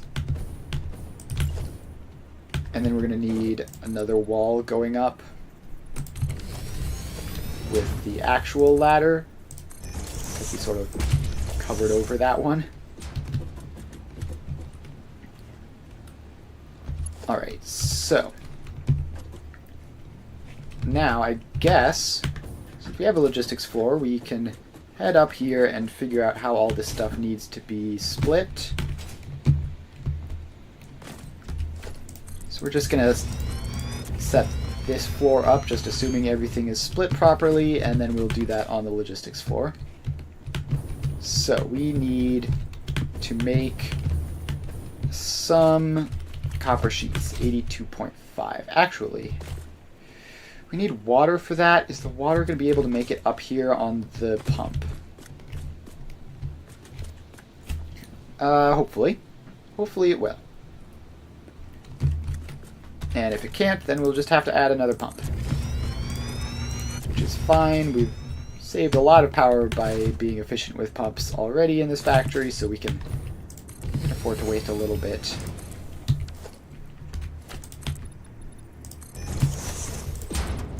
So let's start with the copper sheets, I guess, because it's probably going to be the quickest one. It's just some refineries. And yeah, let's just set them up there-ish. Seems as good a spot as any. Steamed copper sheets. We need 82.5. These get produced in 22.5. So 4 of these will be enough. 2 and 3 and 4. And so then each of these is going to be 82.5 divided by 4, which is unsurprisingly a sort of weird number. But we can just put all of those in. And yeah, I mean, it's going to be easy enough. So what we're going to need to be doing is this on the logistics floor is the splitting. So we send off the 82.5 copper ingots for this. Obviously just putting a 1-to-4 splitter here is pretty trivial. Getting 82.5 copper ingots is not going to be easy, I don't think. Alright, so that just goes in... Wait, no, I forgot a step again. I always do this. I need to actually connect these 2 splitters that I've made.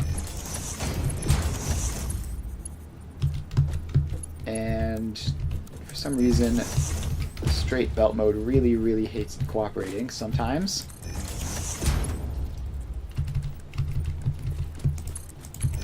Alright, so then that should be that. And we're also going to need a pipeline floor hole somewhere around there. Which, why is it, what is it trying to do that needs hundreds and hundreds of copper?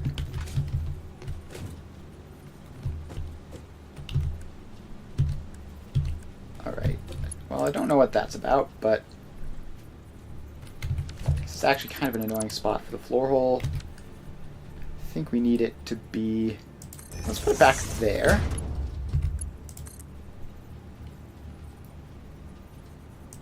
And then it comes out.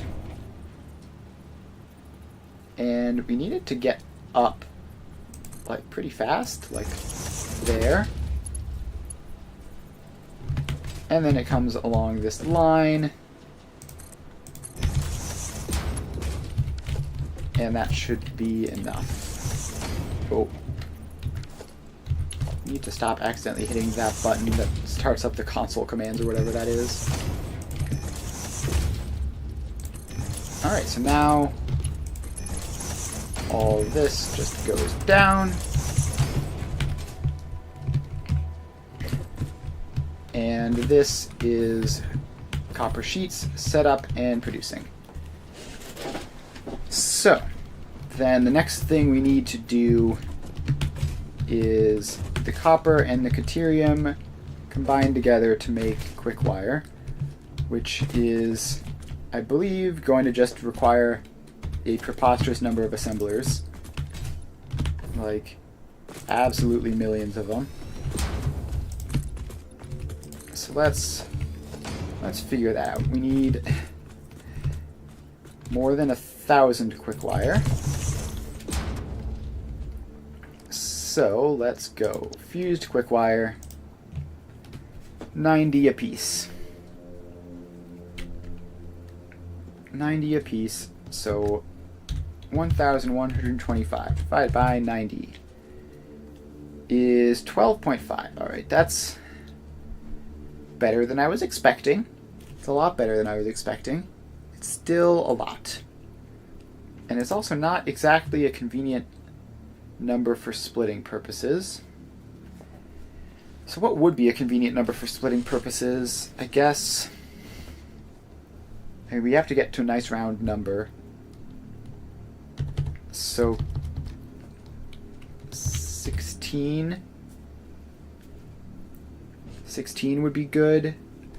12 we can't do because that's more than one machine. And then obviously below that. So yeah, go 16 of these and 70.3125 each. 70.3125 each. And then we can just do 1 to 16 splitters for both deuterium and copper, which should be fine. But we are going to need a better space than this. Let's copy those settings, and because this is too close to all that stuff, we're going to run out of space. So let's instead go a little bit further this way.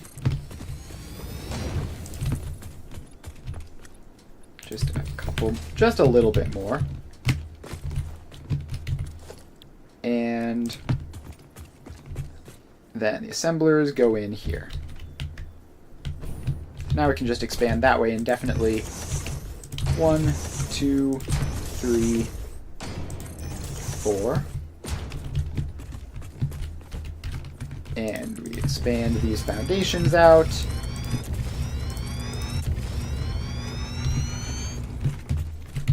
And, alright, I need to paste the settings in.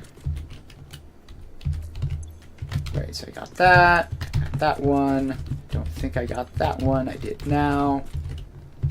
Alright, so these are all good. So we have 4, 5, 6, 7, 8, 9, 10, 11, 12, 13.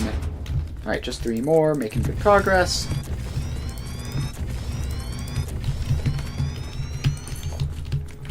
And that's 14, and that's 15. So that's 16, and we're done. I managed to keep the recipe all the way through, which is good.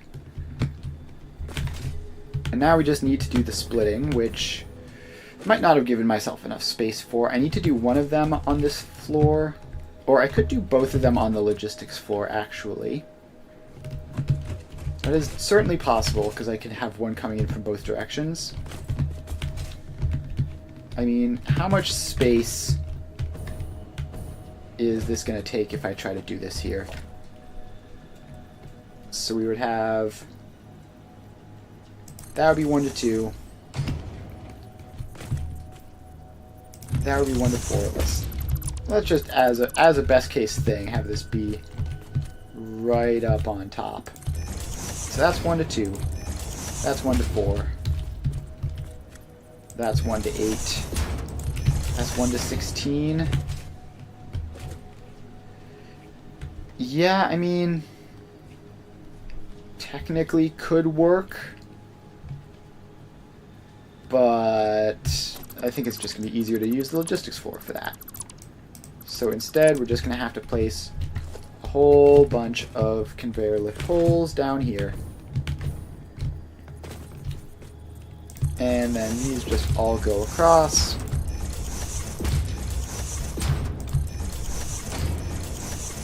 And then we're going to put a whole bunch of conveyor lifts into them. And then set up our 1 to 16 splitters down there, where we have more room to mess around, hopefully. These all go in. And should almost be there. Absolutely lost track of how many of these I've placed. That one is placed wrong. Alright, that's the last one. Cool. And now we just run back along the other way, placing the lifts. Okay. Another bit of a wrinkle with this is that this uses 551 copper ingots, which is, of course, more than a belt. So I'm going to need to figure out how to manage that. I guess I could just do a 2 to 2 balancer for that, which would work fine as sort of splitting. Alright, so we have all of that in. Now I think we go down to the logistics floor and actually get this stuff all sorted out. So we need to get 82.5 copper sheets into there, and the rest, or copper ingots into there, and the rest of the copper ingots into this. So, the copper ingots are here, and they go up this way, and we should be able to just barely avoid any clipping there.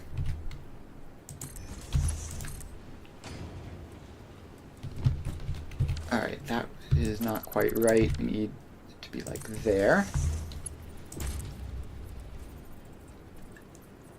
And no, it actually did need to be over there somehow. There we go. And then this is going to need to be Mark 4, probably. Alright. We're going to need to move this pipe to prevent the clipping. No, stop. Stop emoting. Stop emoting and start building. Alright, so that has to just sort of zigzag around there before going in. Alright, so that's fine. And then we have the rest of the copper here, which, how the heck do you get 82.5 out of any of this? So that's 450 copper. This is 101.25. So 101.25 minus 82.5, that's a 0, not a minus, is 18.75, so that's not helpful. Divided by, also not a convenient number. Alright, how do we solve that? What do we do about that problem? Well, first we will let's just get this up there as well. So that goes up there and connects up to that. That's 450. So how to solve this pickle? Good old load balancing puzzles. And also I've just realized I've sent that up to the wrong floor. It needs to stop here. So that goes out. Put the floor hole there instead. I think I put the floor hole off center of this. Yeah. So that needs to go like there.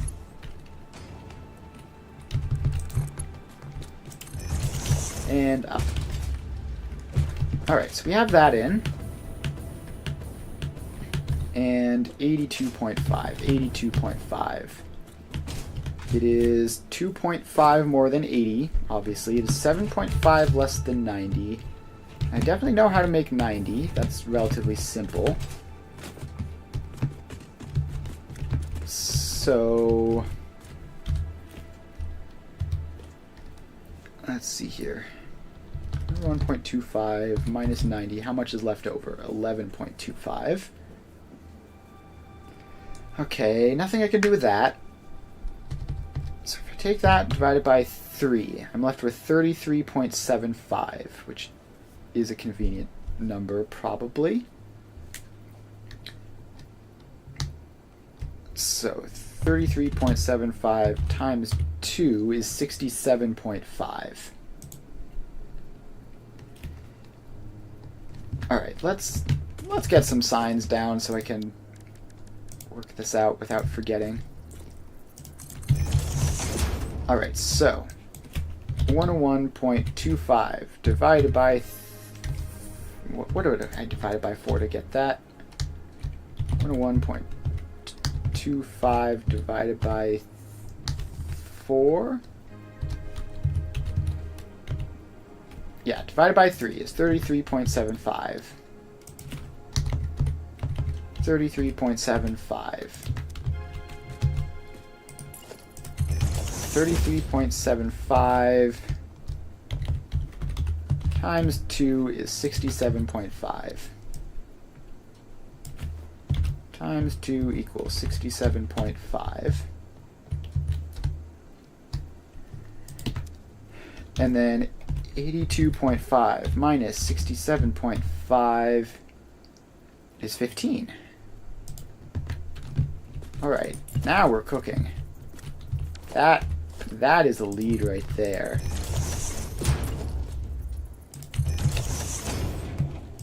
So 82.5 minus 67.5 equals 15. So I take this, I split it into 3. I take 2 of those thirds, I add 15 to it. And then that is that. Is this the correct number? Yes, it is. 101.25. I think. Wait, no, it might be 151.25. No, because that's 450. We're adding 101.25. So yes, this should work. So now we just need to add 15 to it, which, I mean, 15 is easy. You just take 60, split it into 4, done. So, do we have a spare 60 off of this? Once we do that, no. So we're going to have to take the 60 off of the other one. All right. And then, this is not going to be easy, but it is doable. I have the ratios now. So we have our Mark II belt moving 101.25. Can I put these just over here? Just so that they still exist, but they're not directly in the way of what I'm trying to build. Alright, so we have the belt. Split that into 3. This is cramped. I really don't like this being this cramped, but we're gonna have to work with it. So we get... Actually, we don't need belts for that, really. We just need a merger, a belt there, a belt there, and then a belt here that doesn't go into the merger. So that's the excess 30 some whatever. So this merger is 67.5. Then we take this belt, which is 450, and we simply pop that in, pop that in.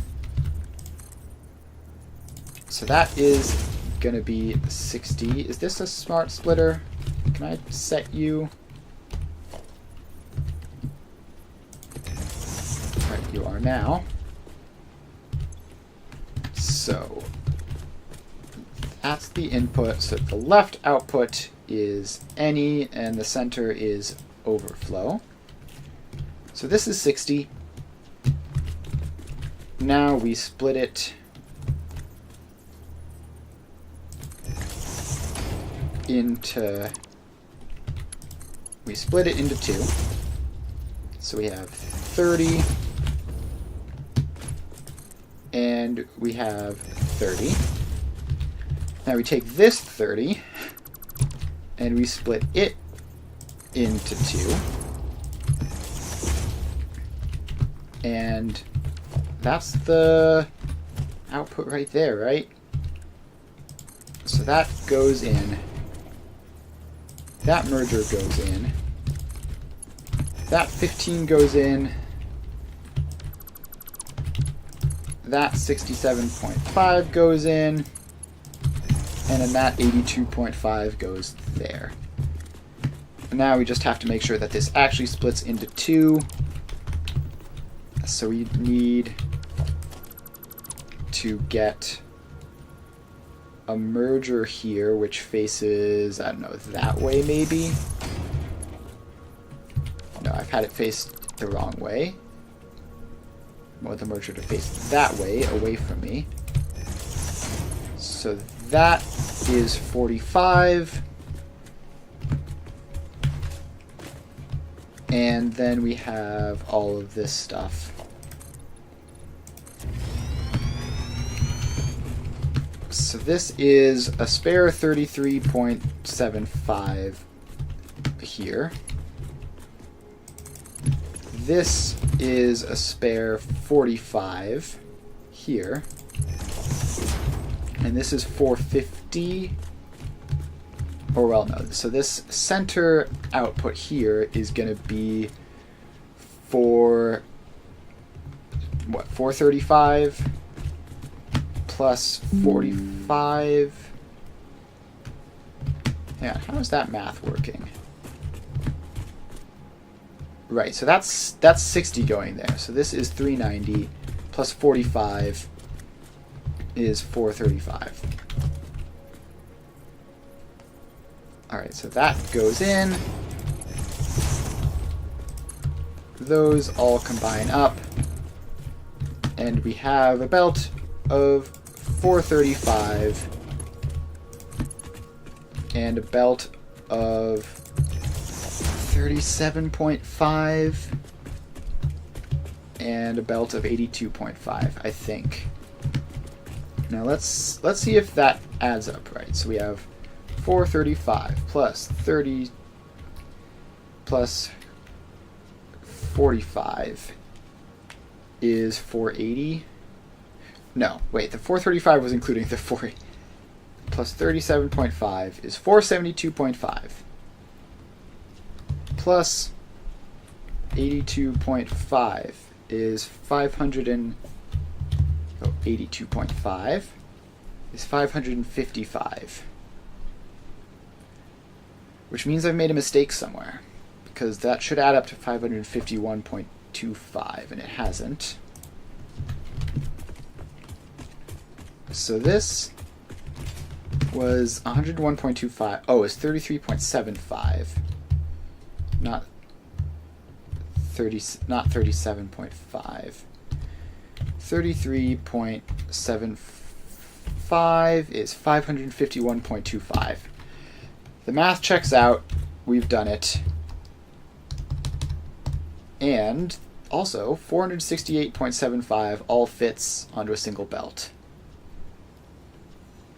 So that is convenient. I didn't think it would.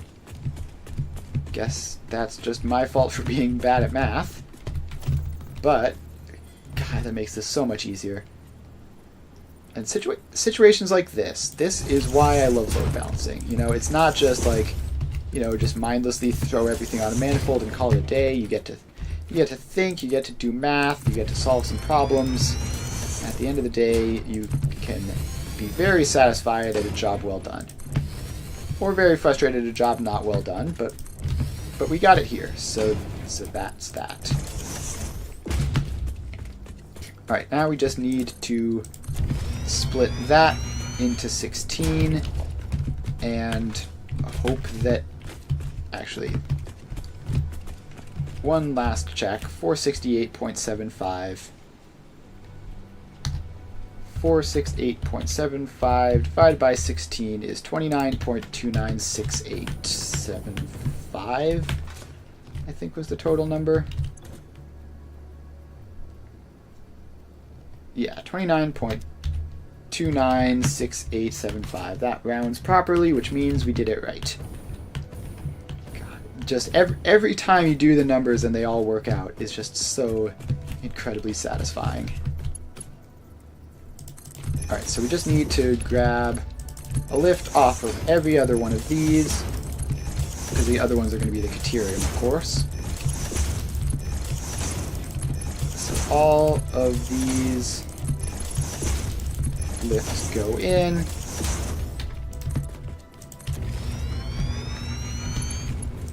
And there we go. Alright, now we need to extend this foundation out so they can walk along here and probably place some stuff on it as well. Now we want to try to focus these belts to be in towards the center when possible. So we get just a splitter for every other one, and we also want this to be very compact. We do not want to waste any space at all.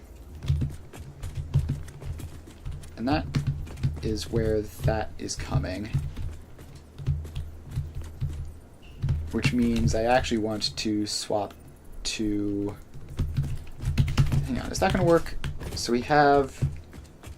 Let's make sure to run the belts in for these so that I don't accidentally make a mistake.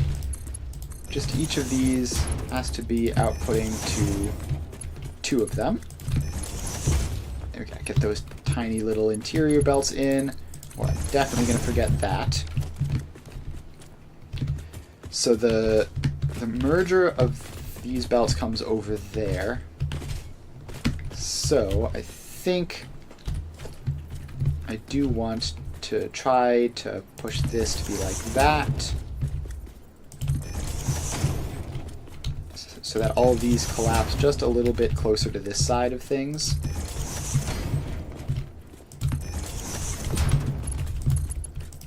And now we put all these in.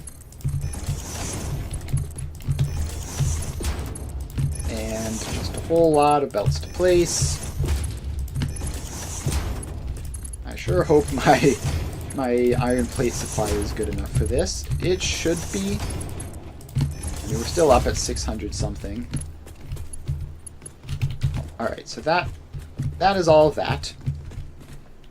So then we have to put one in for every other of these, and again, be very mega compact. So that handles those two, and that's where the splitter is.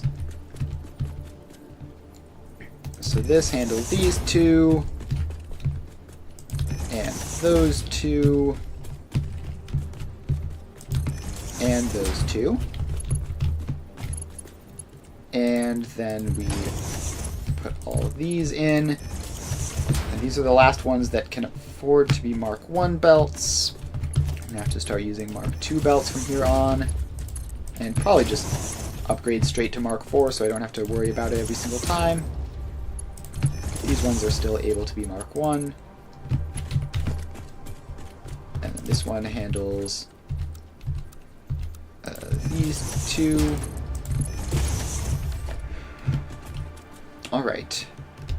Then we get another set of splitters in, which is there and there. And is this just barely gonna fit?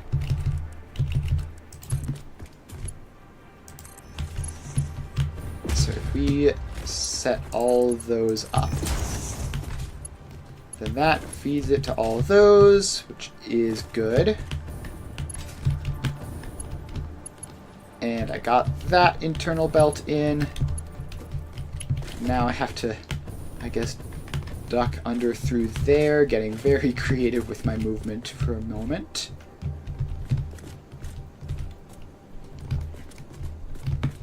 Then we have this one, which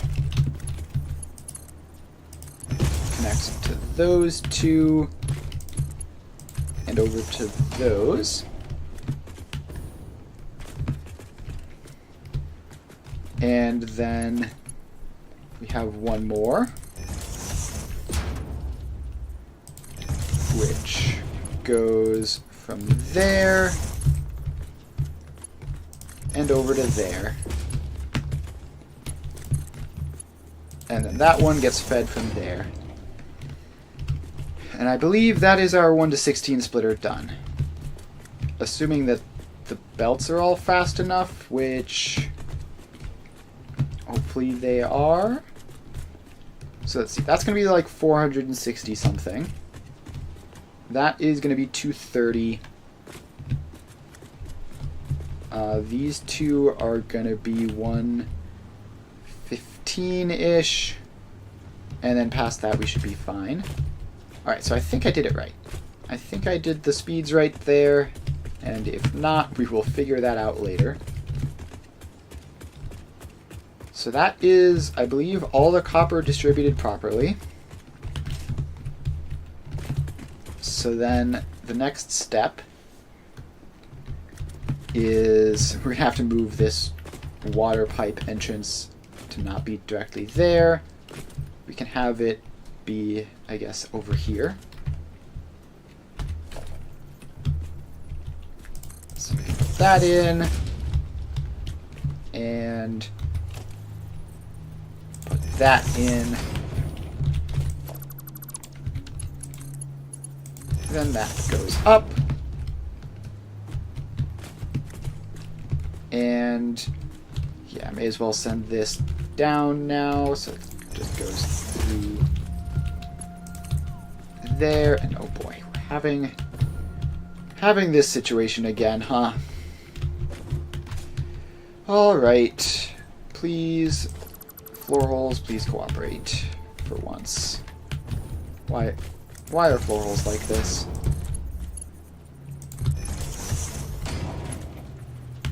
Yeah, okay, so that's obviously not what I want.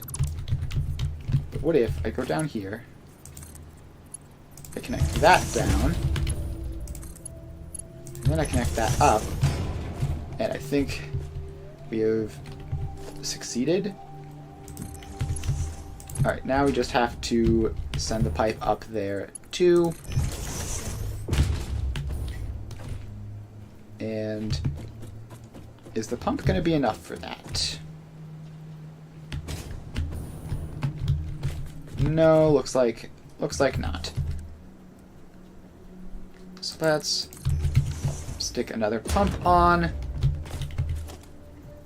And yeah, so we're gonna have to deal with that with power lines, but that is the copper. So then the next thing we need to bring up is the caterium. So the caterium also needs to go into that row just from the other side. And there's a lot less of it, so we're not going to have problems. Let's see, this is, I believe, the logistics floor up there. I don't remember when I expanded it out this far, but I'm not going to complain. Just needs to come a little bit further. So that covers over this.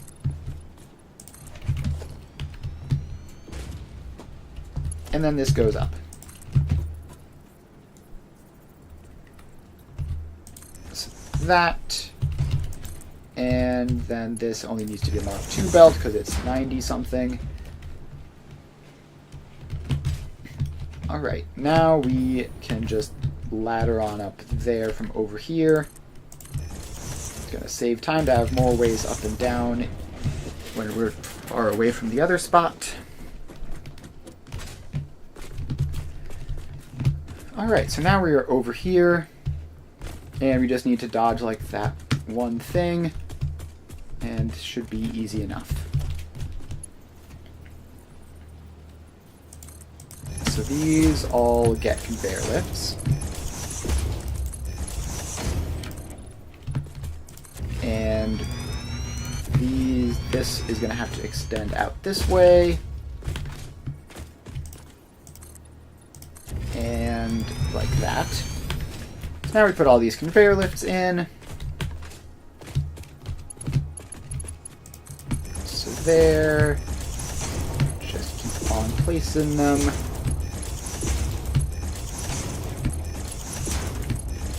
And all these go in, and then we build another 1:16 splitter.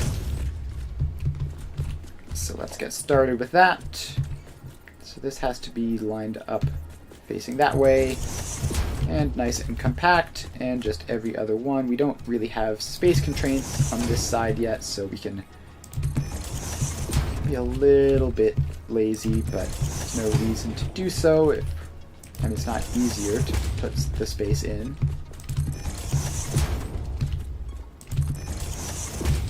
Alright, we somehow missed this one. In you go.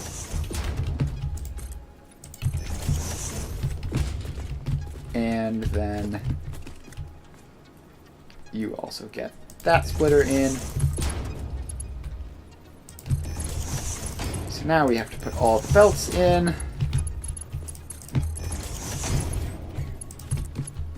And just run along like this. Fill in a whole lot of belts.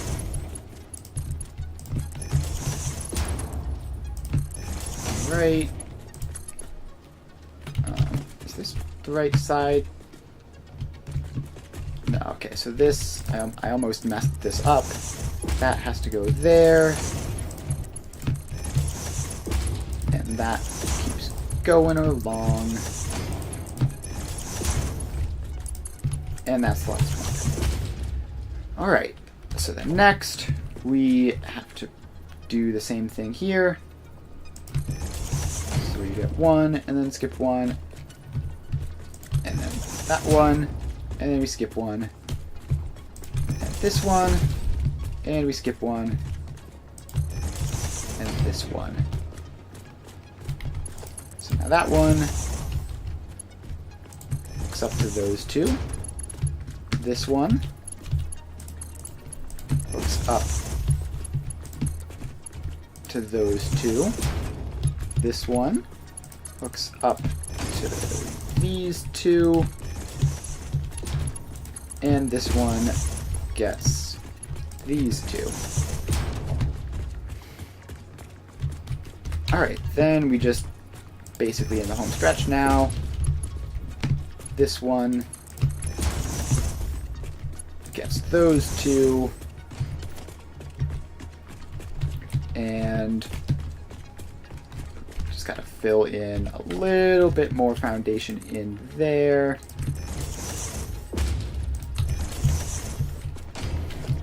This one gets that one and that one.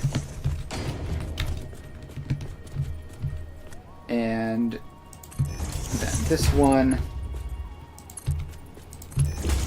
gets that one, and then comes all the way over here for that one.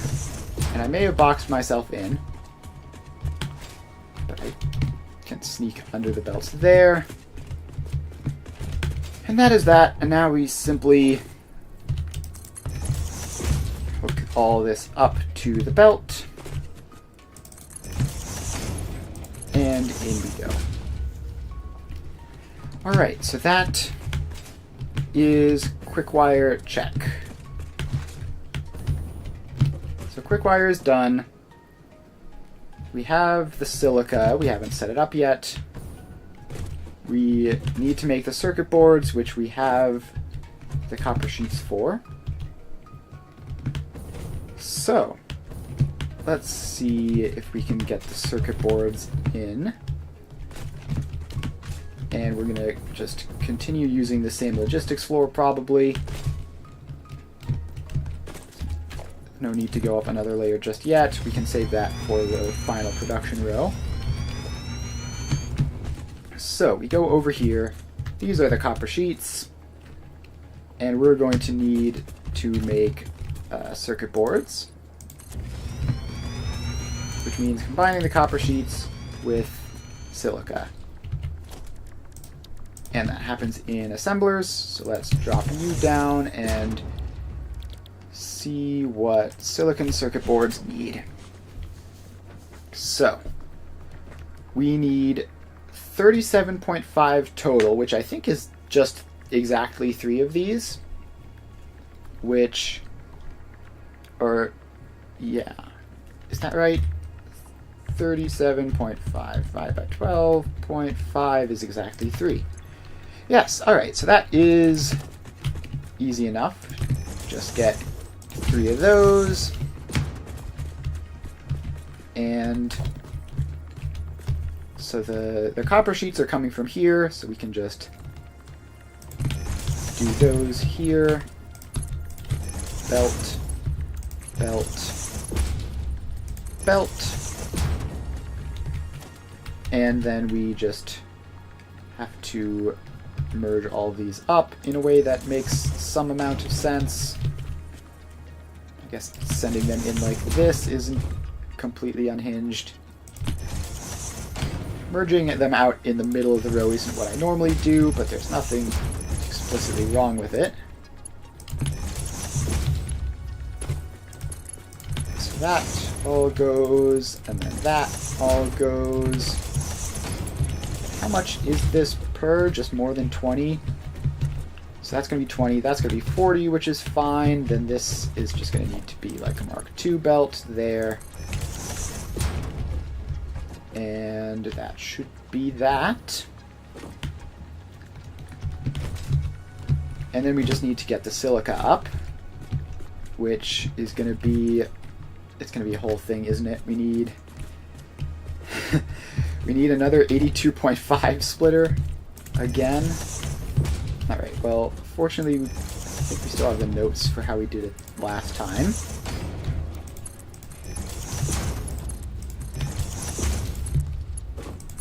So those all go in. And we just need to come down here, carefully sneak through those, and so this, on this side of things, is going to be just a very simple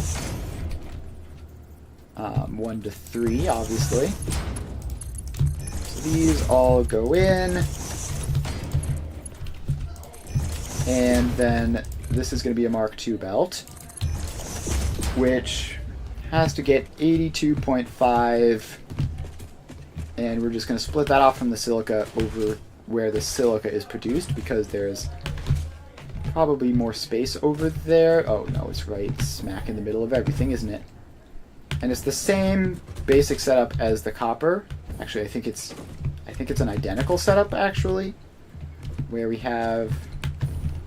Okay, no, not quite the same. We have 400 we have 400 silica there. And then we have what, 151.25 there? Alright, so the fact that that's slightly different is actually a huge pain, because it means we're going to have to redo the math. Alright, can you just get 82.5 from 400? No.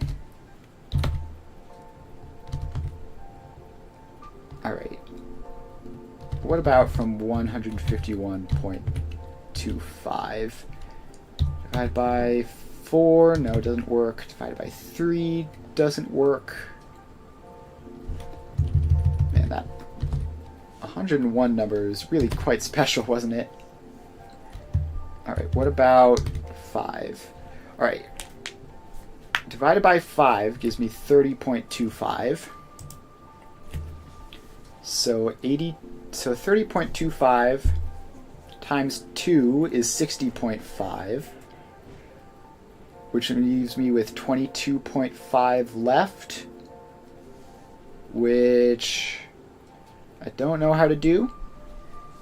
Alright, easier way, I could just branch 50 off of this and use the same math I did last time. And I think I know how to get 50 off, because I've done 100 before, and 50 is half of 100. Alright, so let's first figure out where exactly this quartz is going up to. It's going to be right barely off of here. That's fine. We can work with that space. Alright, so that goes up like that. That goes up like that. And then this, I really hope isn't going to run into anything. This one might. The other one was pretty safe.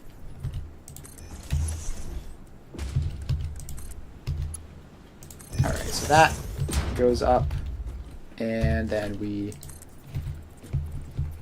drag a ladder down so we can follow it up. Up we go. Yeah, that's right in the way. Alright, so we're going to have to just drag that out over this way a little bit. Not a big deal.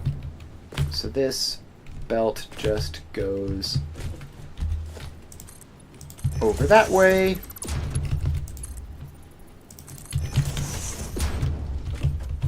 And then over here, it should be able to go up without any problems. Alright, so then we get that in. And up we go. Alright, now we have to ladder up again, because I think I built over where the other one was. So up we go.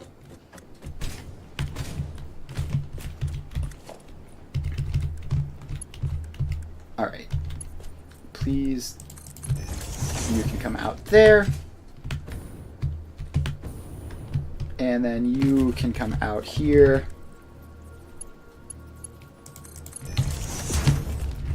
And so those are our 2 belts of silica. So we need to get this from 100 and something down to... We need to get 50 off of this first. So the way we do that is... I remember how I did this. Right, it's kind of confusing. So you start with a priority merger, and then you go directly into a conveyor splitter. Now this is 120 there.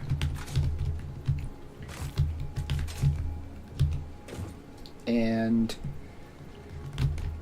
so this splitter can have 120 going into it, and I can split it into 2 batches of 60 or 3 batches of 40. Now I'm going to split it into 3 batches of 40. So that's 40 that way, 40 that way, 40 that way. Now I'm going to take one of these batches of 40 and send 20 of it right back where it came from, but prioritize that 20. And then this 20 has to meet up with the rest of it. So we get a merger. And that needs to not exist. So at the present moment, and we're going to need, I think, a smart splitter prior to this, actually. Not there. We need to put it in between the two.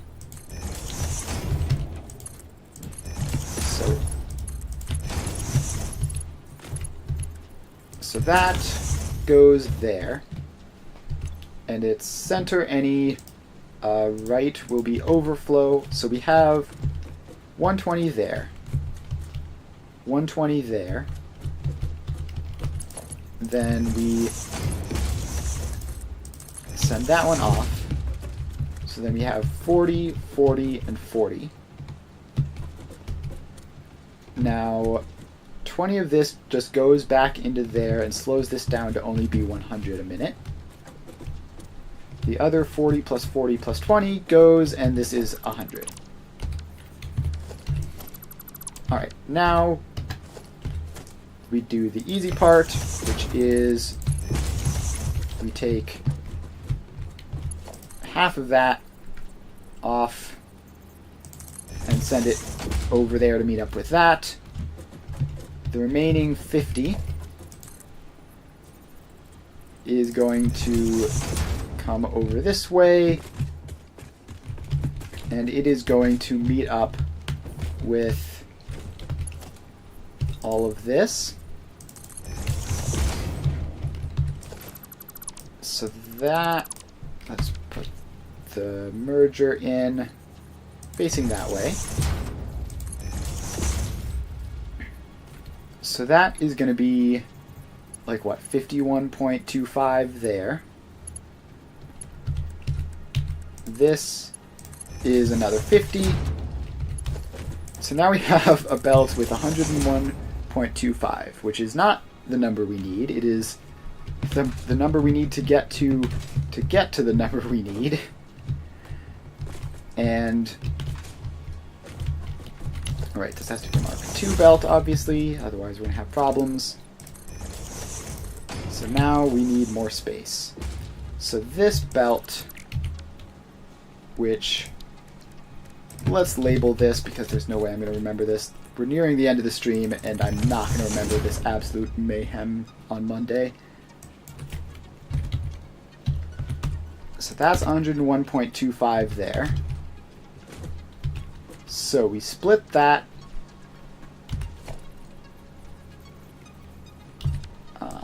I don't actually know how to snap splitters on to existing belts, like onto the end like that. So we're just not gonna try. We're just gonna do that. So now we split that into 3, which is gonna be some number each. And this is spare. Actually, we can use another speed throttler to get 15 out of this, I think. So these two are times 2 is... These two are 67.5 together. So let's merge them up.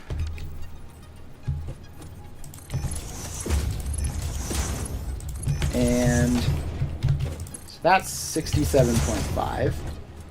That's 33 point something. So we need to get this 33 point something via a... So we need a smart splitter to take some of it out and over to the other belt. And then we need the other half to go into... I'm going to need more space for this. If we have a priority merger there. So then this belt has a capacity of 60. Right? So then we need to split off into 4. So we take half of it, and it's just half of it is just going to immediately merge back. So let's do that, and then that, and then set this as priority medium. So that is 30, just going back into this whole loop. This is 30, which means that that is 15, which can also go back into that whole loop. And this is 15. So now, if we take this belt of 67.5, and we bring it over here, and we combine it with this belt of 15, we get our belt of 82.5. Oh gosh, what nonsense. Alright, so then this belt has to, I think, merge up with this belt, and just place 2 of them. So these 2 merge together and then go over here.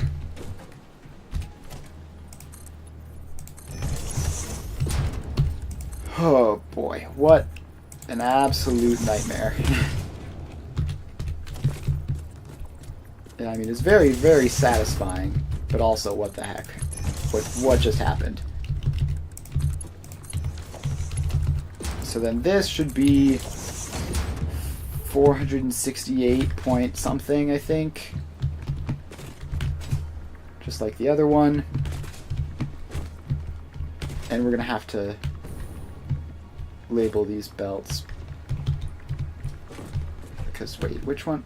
No, this one wasn't meant to connect up. This one was the actual... Yeah, see, I almost messed that up. So this is 82.5.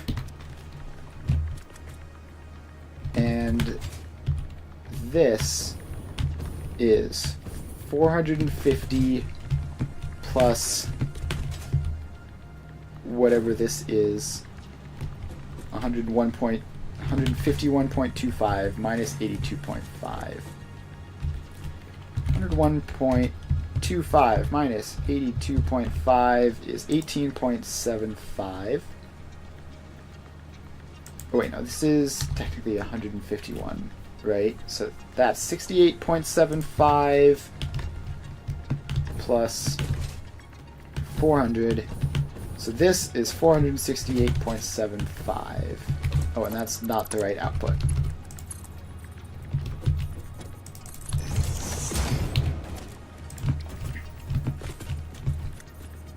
Alright. So that sign goes in, and it is 468.75. And this is what? Silica, right?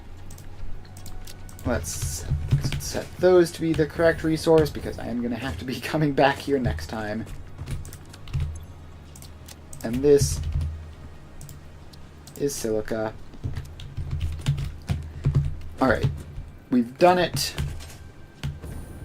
I think. Yeah, no, this is the extra belt, which needs to go over here and combine up to that. I think? Hang on. Wait, how does this work? So this is 101.25.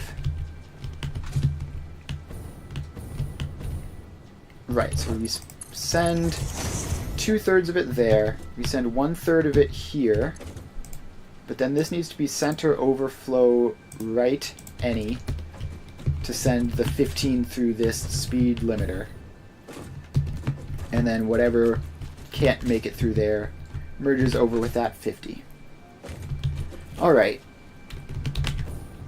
This was possibly my greatest day of load balancing yet. I'm very, very glad I was able to figure this out, and you know, I sort of feel like a genius for stumbling across that. Frankly, it was a miracle. But yeah, so we are most of the way done with our high-speed connector factory. We're going to finish this off next time, and we shouldn't really have any trouble with that. Should be relatively straightforward, right? We have silica, we have the two things that make the circuit boards, and we have all the quick wire, and we just need to combine those up, and it should be pretty straightforward. And yeah, so I guess that's going to be about it. Thanks everyone for hanging out. Had a good time here today. I will be back streaming again on Monday. So I stream Satisfactory on Monday, Wednesdays, and Fridays from 2 to 5 Eastern Time. And I stream Factorio Tuesdays and Thursdays at the same time. So if you're interested in factory building games, make sure to follow if you haven't already, so you can make sure to know when I'm live. And that is about it. Thanks everyone for hanging out.